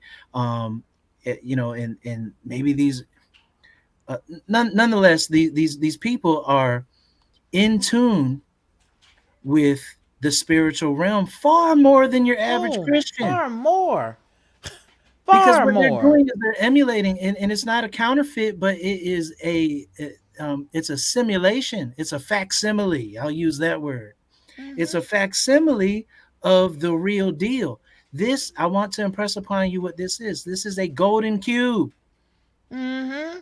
Say it again. This is a golden cube. Understand? Mm-hmm. Like, you'll understand why I'm saying this, but remember that I'm telling you this.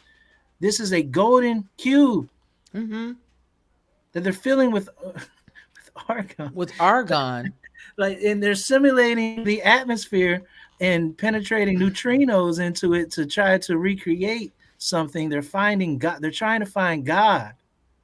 They're going Mm. to find Yah's wrath is what they're going to find. But Mm-hmm. nonetheless, but this is, they're emulating, on a smaller scale, on a micro, a golden cube. Golden cube. Mental note, put a pin in it. We'll discuss it, momentarily. All right. Well, and then we also talked about the golden cube. We talked about a box before. We talked about a cube, and we talked about the dimensions. We talked about the 12 furlongs. I think it's 12 furlongs by 12 furlongs.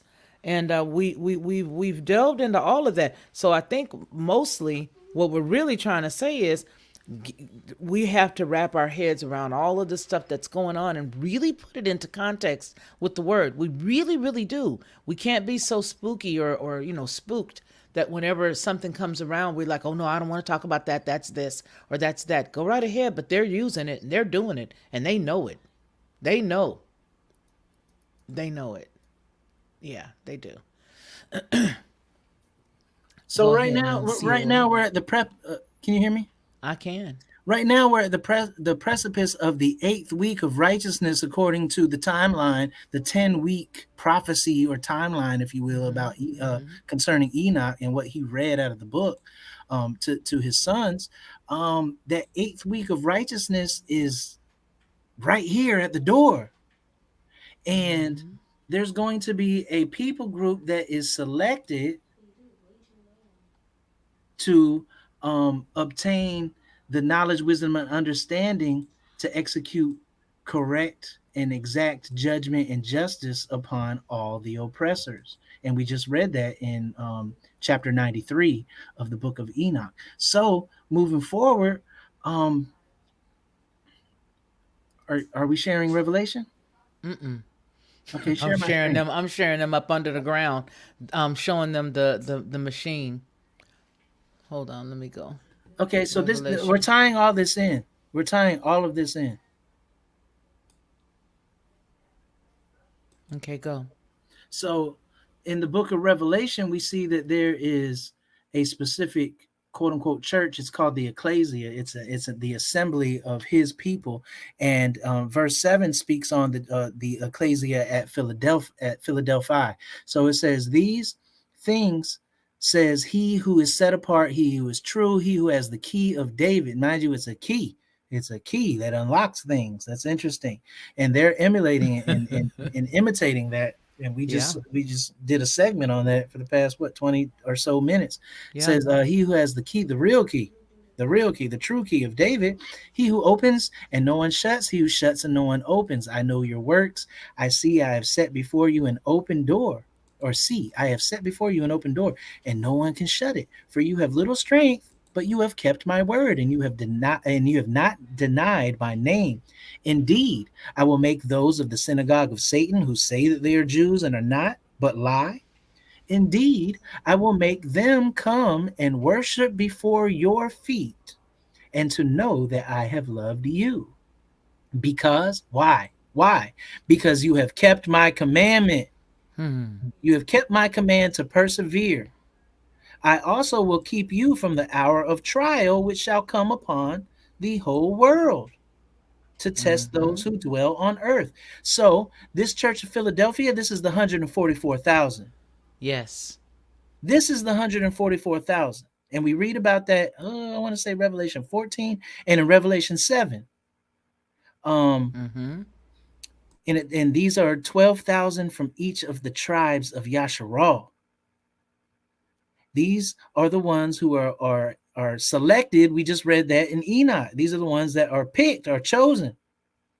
Um, out of the offspring of the righteous branch. And it says that he is going in verse 10 because these people keep the command to persevere.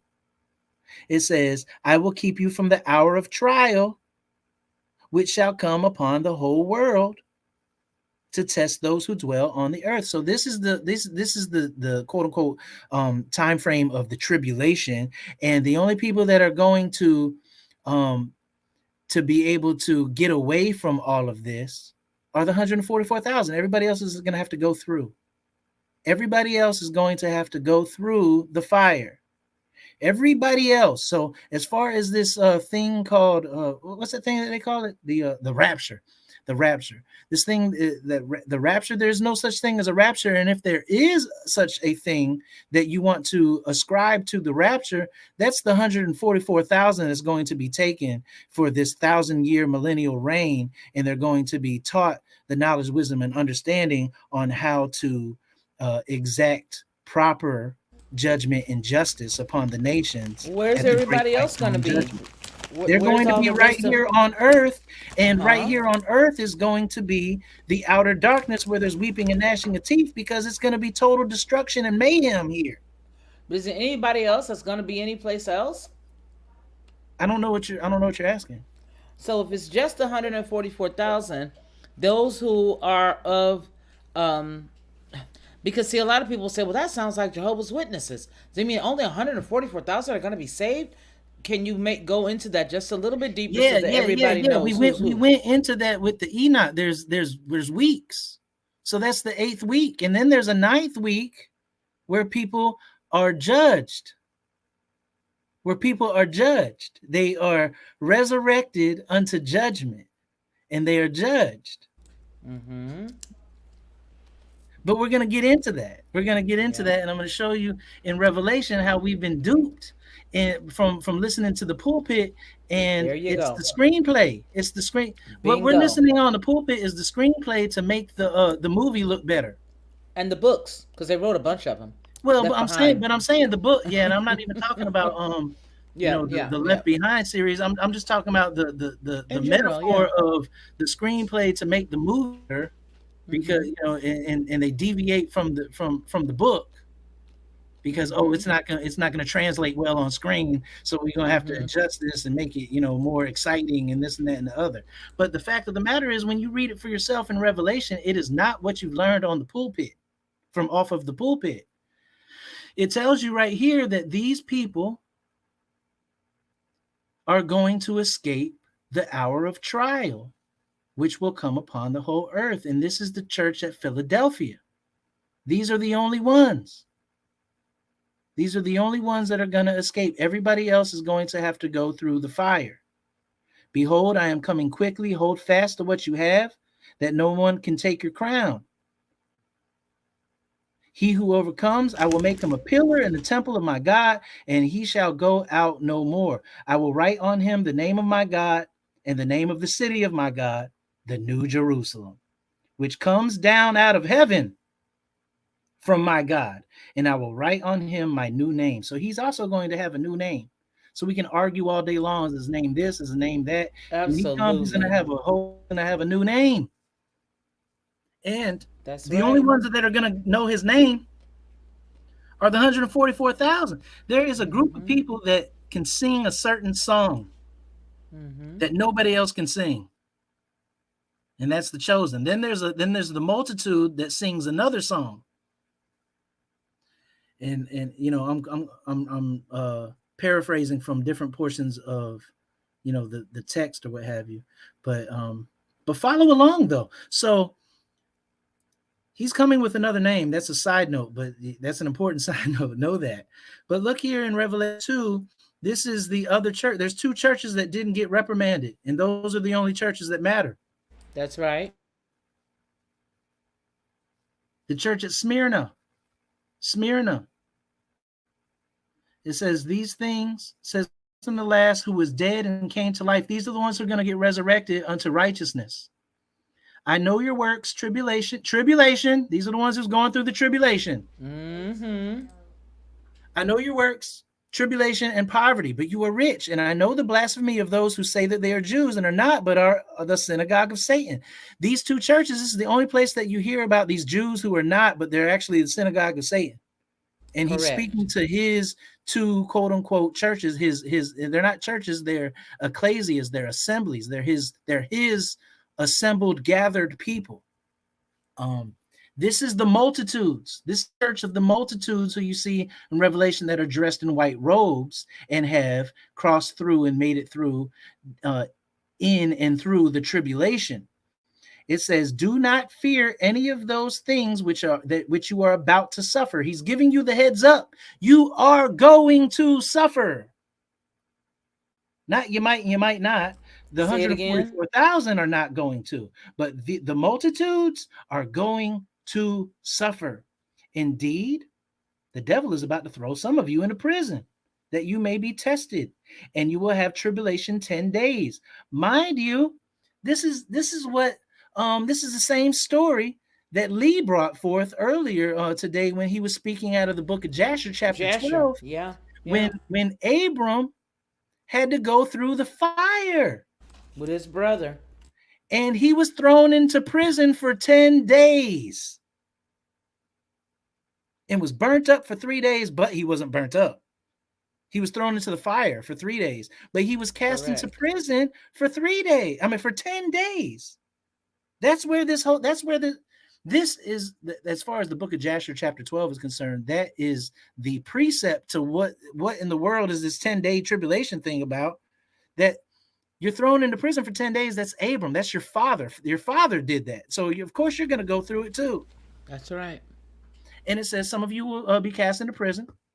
You will be tested. You will have tribulation 10 days. Be faithful until death, not until maybe death. He's telling you you're going to die for this. You will die for this, and I will give you Remember eternal earlier we life. were talking about the cost. Okay, Yes, there you you will go. die There's for the this. cost. There's the price. Huh. But you got to be ready to even pay that price. So mind you, check it. Verse 11, he who has an ear, let him hear what the Spirit says to the churches. He who overcomes shall not be hurt by the second death. Come on now. There's a second death. That's the one that you will not be hurt from. That That's is right. the great white throne judgment, when as far as these watchers are going to be going to be judged, Be and judged. everybody that Correct. listen, yeah, right, and everybody that listens to the voice of the false prophet is going to be cast into that fire Mm-hmm. with them, because Mm-hmm. that whole place of torment was created for them, but you played a certain part, that this is the wrath, this is the outcome of your decisions, Mm-hmm. and now this was never meant for you, but that's the second death. So he didn't promise you the first death. He promised in Revelation 3, when it's talking about the church at Philadelphia, it's talking about, it says that they are going to escape the first death. Everybody else that is about Yah's business, they're going to suffer. They're going to go through even unto death. But you pass the test because it says he will throw some of you into prison that you'll be tested. You pass this test and you're going to get a crown of life. And you didn't escape that first death, but you will escape the second death. So it says, blessed is the one who escapes the second death. So I said all that to say, here we are at Revelation 19. Can you see this? Revelation I 19. sure can. So Yes, Babylon has sir. fallen. And after these things, I heard a loud voice and a great multitude in heaven saying, Alleluia, salvation and glory and honor and power belong to, it says, the Lord our God. For true and righteous are his judgments, because he has judged the great harlot who corrupted the earth with her fornication, and he has avenged on her the blood of his servants shed by her. These are who we just read in Revelation 2. Mm-hmm. And killed up everybody. Again, hallelujah, hallelujah. Her smoke rises up forever and ever. That's that bottomless pit. Just her smoke is just. Yeah. So it says the 24 elders and the four living creatures fell down and worshiped God who sat on the throne, saying, Amen, hallelujah. Then a voice came from the throne saying, Praise our God, all you his servants, and those who Mm. fear him, both great and small, Hallelujah. or small Mm. and great. So it says after this, it says, I heard, as it were, the voice of a great multitude, as the sound of many waters, and the sound of mighty thundering, saying, Hallelujah, Mm. for Yah Allahayam, omnipotent, Mm. reigns. Hallelujah. Let us be glad. So now we're in the ninth week. Or Mm. I'm sorry, now we're in the eighth week, according to I'm sorry, please forgive me. Now we're in the eighth week according to the book of Enoch, as far as his weeks are concerned, when he's reading out of the book. Mm-hmm. We're in that eighth week where he's reigning on earth, but he's reigning on earth. Well, we'll continue. I don't want to jump the gun. In Revelation 20, it tells you exactly where he's reigning and how long he's reigning. So mind you, we're in the eighth week of Enoch right now. To her is granted to be arrayed in fine linen. So from here on out, if anybody dies for the cause, you're going straight into the kingdom. Mm-hmm. There's no more waiting. There's no more waiting. You're not going to heaven. You're dying in your spirit, or you're going straight into the kingdom. Um, Correct. uh, but you have to live it out, as far as the outer darkness where there's weeping and gnashing of teeth, and you have to make the decision there. That's why it is incumbent upon us to make the decision now, so Mm-hmm. we don't have to make the decision then, because we're going to Mm-hmm. through then. Mm-hmm. um it says, blessed are those who are called to the marriage supper of the Lamb. That's the 144. That's the That's right. 144,000, the ones who That's right. escape the weeping and gnashing of teeth. Because Mm-hmm. at the marriage supper, what happened? We read it in Matthew. Talks about the marriage supper where they didn't have the right garments on, and we see it right here That's in verse right. 8. Granted to be arrayed in fine linen, bright and clean. Fine linen is the righteous acts of the saints. And these people didn't have the right garments on, and they were bound up hand and foot and cast out into outer darkness where there's weeping and gnashing of teeth. So while the feast is going on in the kingdom after Babylon falls, Mm-hmm. for the select few, everybody else is suffering in outer darkness where there's weeping and gnashing of teeth, and you have to go through and you're being tested. And then only after you're being tested to the point of death will you receive your crown of life. And this is the fact and the reality of what Revelation is teaching us. And Revelation gets Mm-hmm. their revelation from the book of Enoch, from Daniel, from Amos, from Joel, from Jeremiah, from the prophets of old. So it says, blessed are those who are called to the marriage supper of the Lamb. These are the true sayings of God. And I fell at his feet to worship him. But he said to me, see that you do not do that. I am your fellow servant and of your brethren who have the testimony of Jesus. Worship God, for the testimony of Jesus is the spirit of prophecy. So it goes on to tell you that there's a white horse called Faithful and True. There's different types of horses or what have you. Um, but he judges and makes war. His eyes were like flames of fire, and on his head were many crowns. Verse 12, and he had a name written on him that no one knew except himself. See? So You know, he has a and new name. No one but knows it except for himself. And then we saw in Revelation 3 that the 144,000, they know his name. He told them his name. mm-hmm. Right here, it tells you that nobody knows it except for himself. So he's the rider and he's coming, and he is called Faithful and True. Faithful and true. Yep. Amunah, the Mm-hmm. Aman. He is Mm-hmm. the Aman. Mm-hmm. Uh, and he had a name written on him that no one knew except for himself. He was clothed with a robe dipped in blood, and his name is called the Word of Allah Hayam. Wow. And the armies of heaven, clothed in fine linen, white and clean, followed him on Mm-hmm. white horses. The armies of heaven, that's the 144,000. Because when you continue to read as far as Revelation chapter 7, Revelation chapter 14 is concerned, it tells you that these 144,000 are the ones who follow the Lamb wherever he goes. Wherever he goes, that's right. He's going out riding, and Mm-hmm. he's going out, regulators mount up.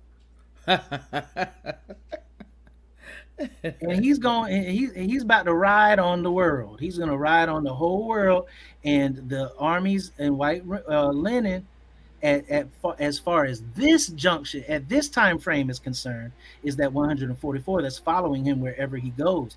And it says that they had that now out of his mouth goes a sharp sword. That's the word of truth that does the judging.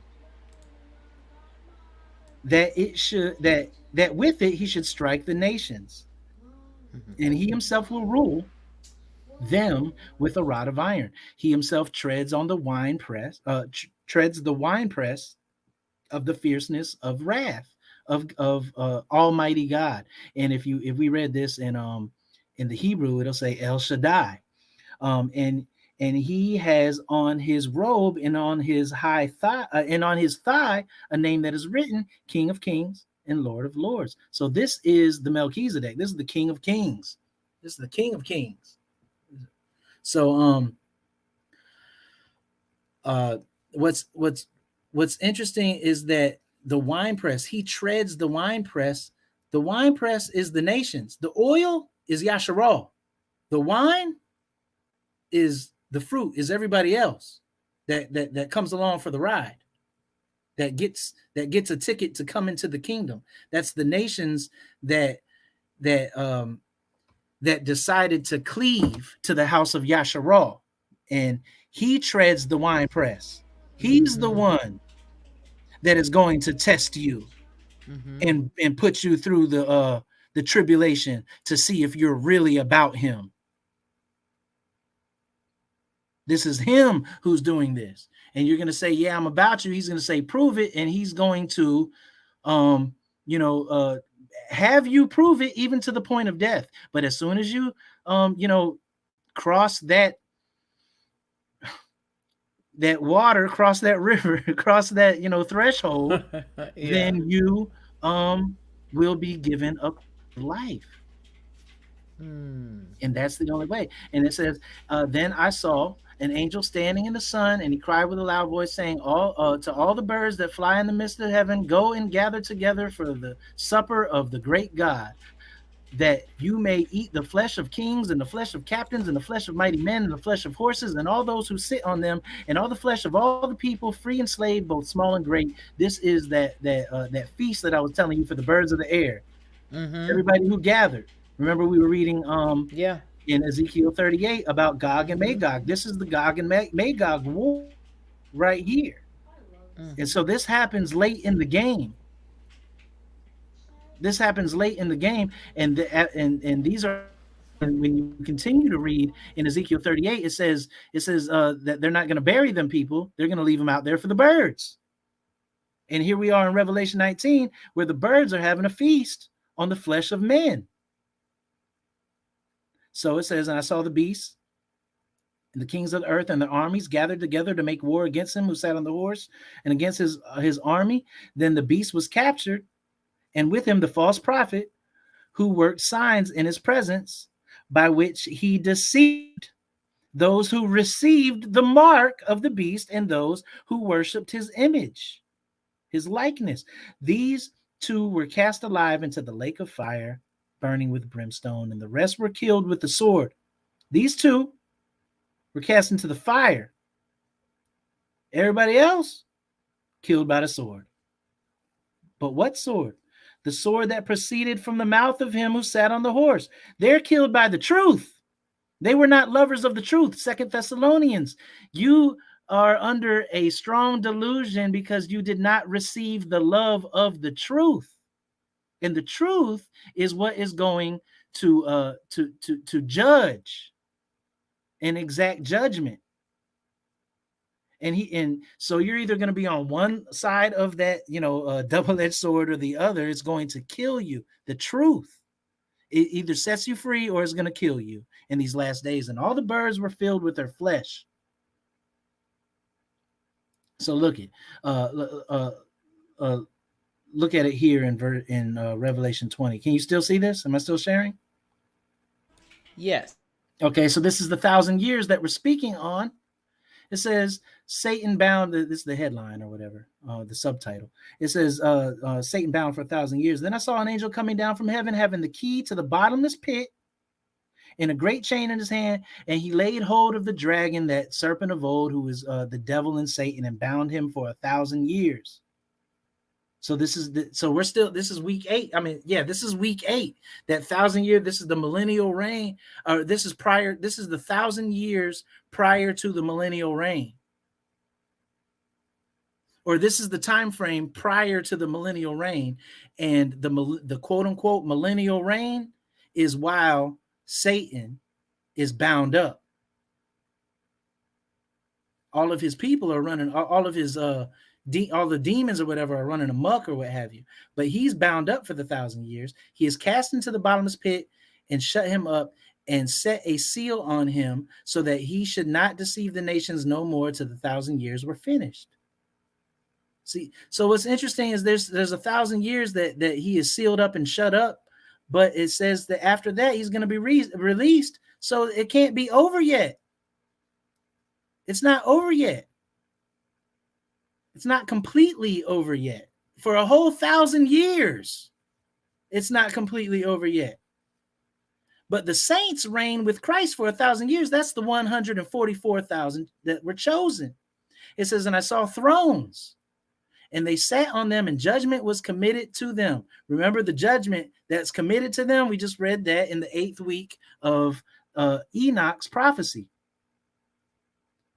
There's a certain select group that has been committed to judgment, and they sit on thrones. They're kings. They're judges.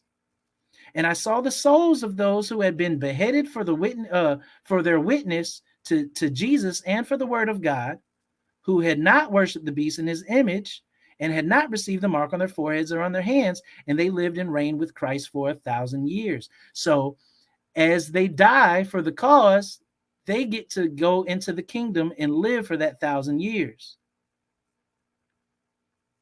But the rest of the dead did not live again until the 1,000 years were finished.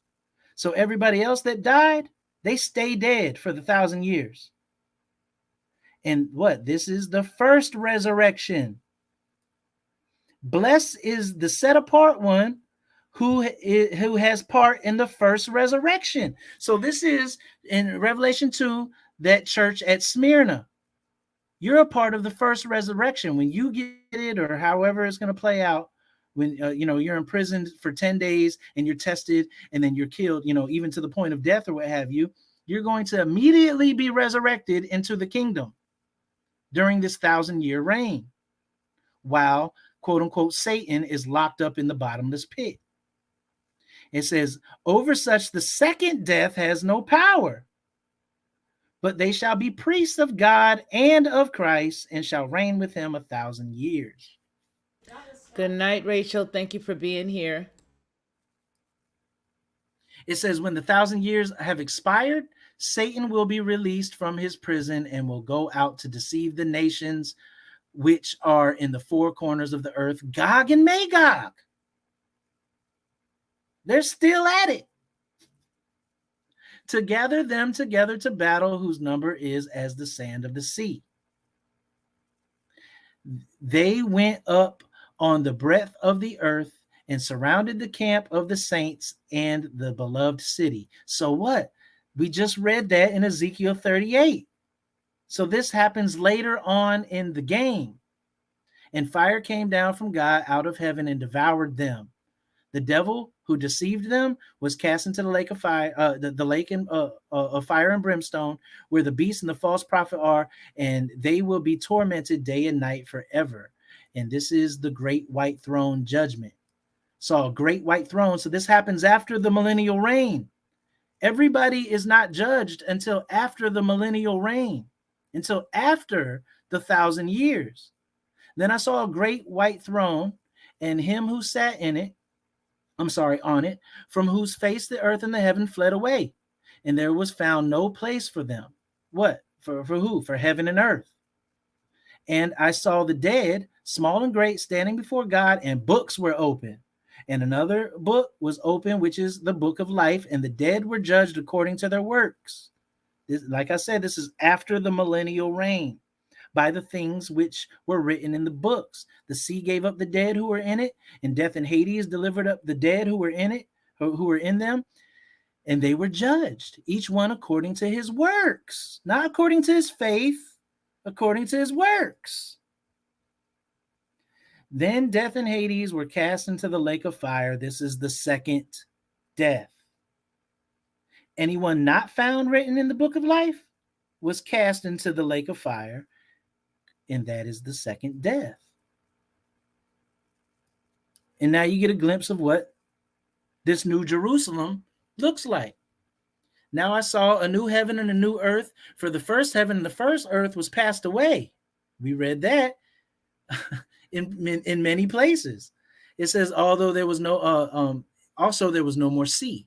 Then I, John, saw the set apart city, New Jerusalem, coming down from out of heaven, from God. So what does it say? The city is coming down from out of heaven. New Jerusalem comes down from out of heaven, prepared as a bride, adorned for her husband. And I heard a loud voice from heaven saying, behold, the tabernacle of God is with men, and he will dwell with them, and they shall be his people. God himself will be with them and be their God, and God will wipe away every tear from their eyes, and there shall be no more death, nor sorrow, nor crying. There shall be no more pain, for the former things have passed away. So if you want to use the word heaven, heaven's coming to earth. And it's the kingdom. If you want, that's the kingdom. And it is New Jerusalem. It's the city. He goes on to explain to you what that city is. It says he makes all things new. And it says, write, for these words are true and faithful. So now we're still writing, but this is a new book, or maybe I should say a new chapter. And they're still writing. And it says, and he said to me, it is done. I am Alpha and Omega, the Aleph, the Tau, the beginning and the end. I will give of the fountain of water of life freely to him who thirsts. He who overcomes shall inherit all things, and I will be his God, and he shall be my son. At first it was, I will be his God, and he will be my people. Now we're elevated. Now he is our Elohim, and we are his son. We are joint co-heirs to the throne. We're seated on thrones. But the cowardly, unbelieving, abominable, murderers, sexually immoral, sorcerers, idolaters, and all liars shall have their part in the lake which burns with fire and brimstone, which is the second death. Then one of the seven angels with the seven bowls filled with the seven last plagues came to me and talked with me, saying, come, I will show you the bride. That's that. And we just said that what was adorned like a bride that came out of, that came from God out of heaven, that was New Jerusalem. And it says, come, I will show you the bride, the Lamb's wife. So the city is the Lamb's wife. And he carried me away in the spirit to a great and high mountain and showed me the great city, the set apart Jerusalem, descending out of heaven from God. Descending out of heaven, a city having the glory of God. Her light was like a most precious stone, like a jasper stone, clear as crystal. She also had a great and high wall with 12 gates and 12 angels at the gates and names written on them, which are the names of the 12 tribes of the children of Yasharal. So there's gates in the city, and they have names of the 12 tribes. You have to be a part of these 12 tribes to get into any of these gates. Which tribe are you going to attach yourself to? Has to be one of these, because these are the gates that you enter in through. And I've said this before, there's no, First Baptist gate. Oh, you're First Baptist? Okay, go through the First Baptist gate. Oh, you're Presbyterian, you're Methodist, go through the Methodist gate. There's no Methodist gate. There's a tribe of Issachar. There's a gate for Issachar. There's a gate for Yehuda, for Judah. You can go through one of those gates. So you have to attach yourself. It says 3 gates on the east, 3 gates on the north, 3 gates on the south, and 3 gates on the west. You have to cleave to the house of Jacob. Now, the wall of the city had 12 foundations, and on them were the names of the 12 apostles of the Lamb. So what do? You have a foundation. You stand on the foundation of the apostles. And we talked about that. The apostles, these are the ones who were called out. And we cleave to the house of Jacob, and we enter through the gates, and we stand on the 12 foundations, on one of the 12 foundations of the apostles of the Lamb. And he who walked with me had a gold reed to measure the city. The city is laid out as a square. Its length is as great as its breadth, and he measured the city with the reed 12,000 furlongs. Its length, breadth, and height were equal. So it's a square with 3 dimensions that are all equal. This is a cube. Then he measured its wall, 140 cubits according to the measure of man, that is of an angel. The construction of its walls was of jasper, and the city was pure gold. And the city was pure gold. So remember what that picture of where they're shooting the neutrinos in? That's a golden cube. And what they're doing is they're emulating New Jerusalem.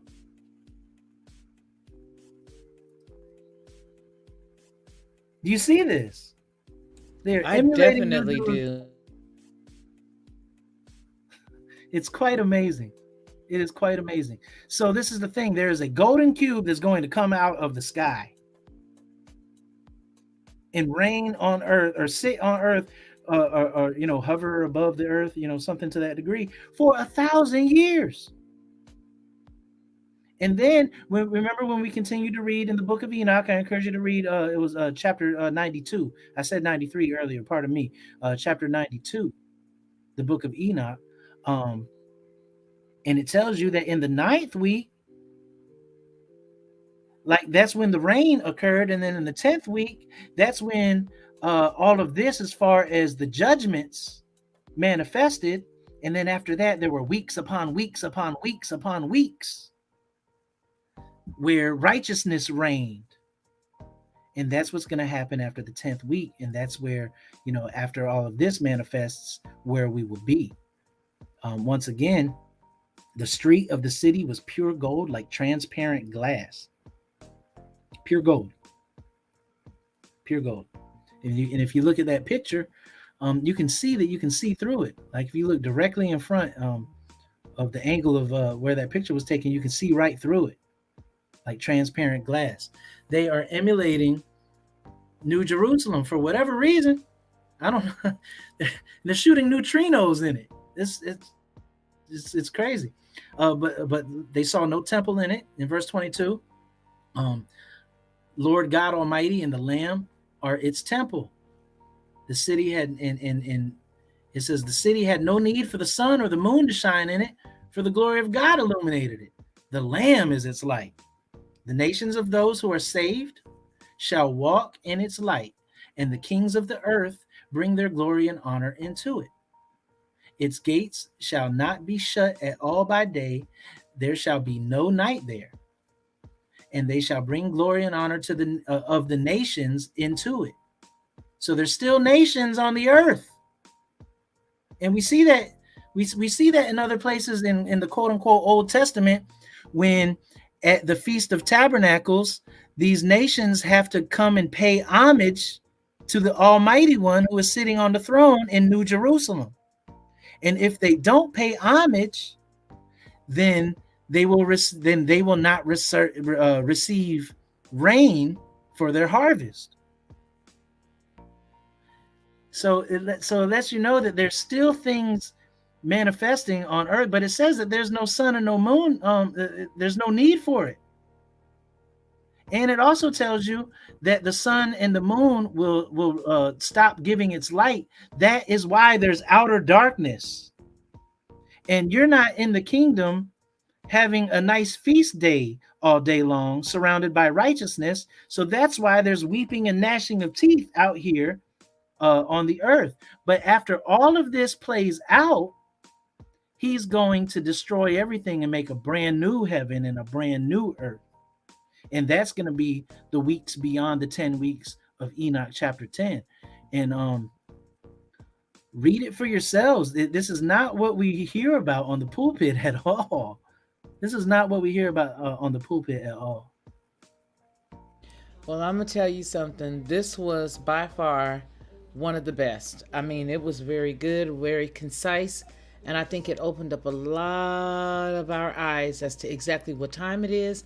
You brought it home, and I appreciate that.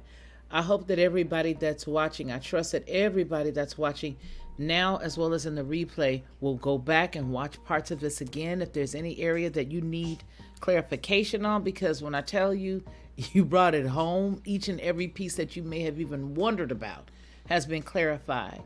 We're going to go ahead and get ready to close as we come up on 2 hours and 55 minutes and 35 seconds of this outstanding teaching and time with Brother Ronnie Mann. I thank you so much, brother. Thank you, thank you, thank you. Awesome job. We appreciate your hard work and your efforts. Hallelujah.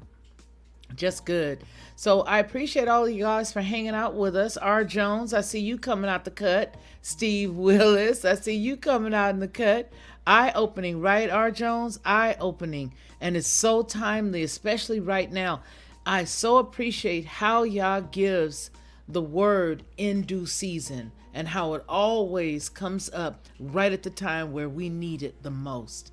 So I thank all of you guys for being with us tonight. I hope that you guys will come up with us tomorrow morning. I trust that you guys will be with us tomorrow on TLP Headlines with a Voice as we do our coffee and jazz. Jazz and coffee. Coffee and jazz with Fifi, 9 a.m. tomorrow. And then 3 p.m. tomorrow we are here on the Lockhart Perspective, because Monday, Wednesday, Friday we bring the word.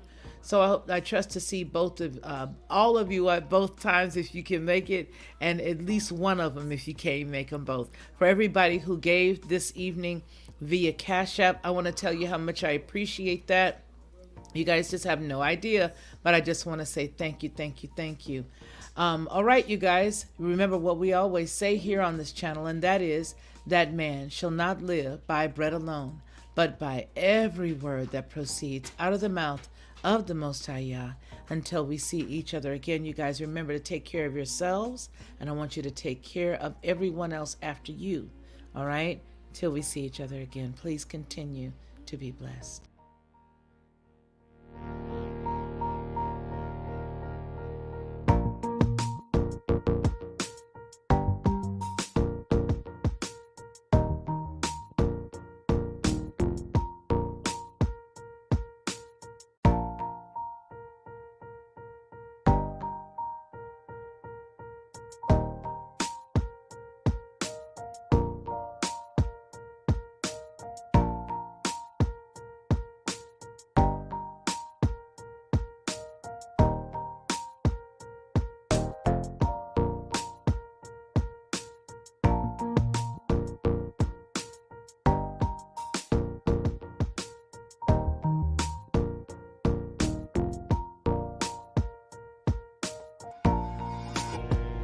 lack of perspective.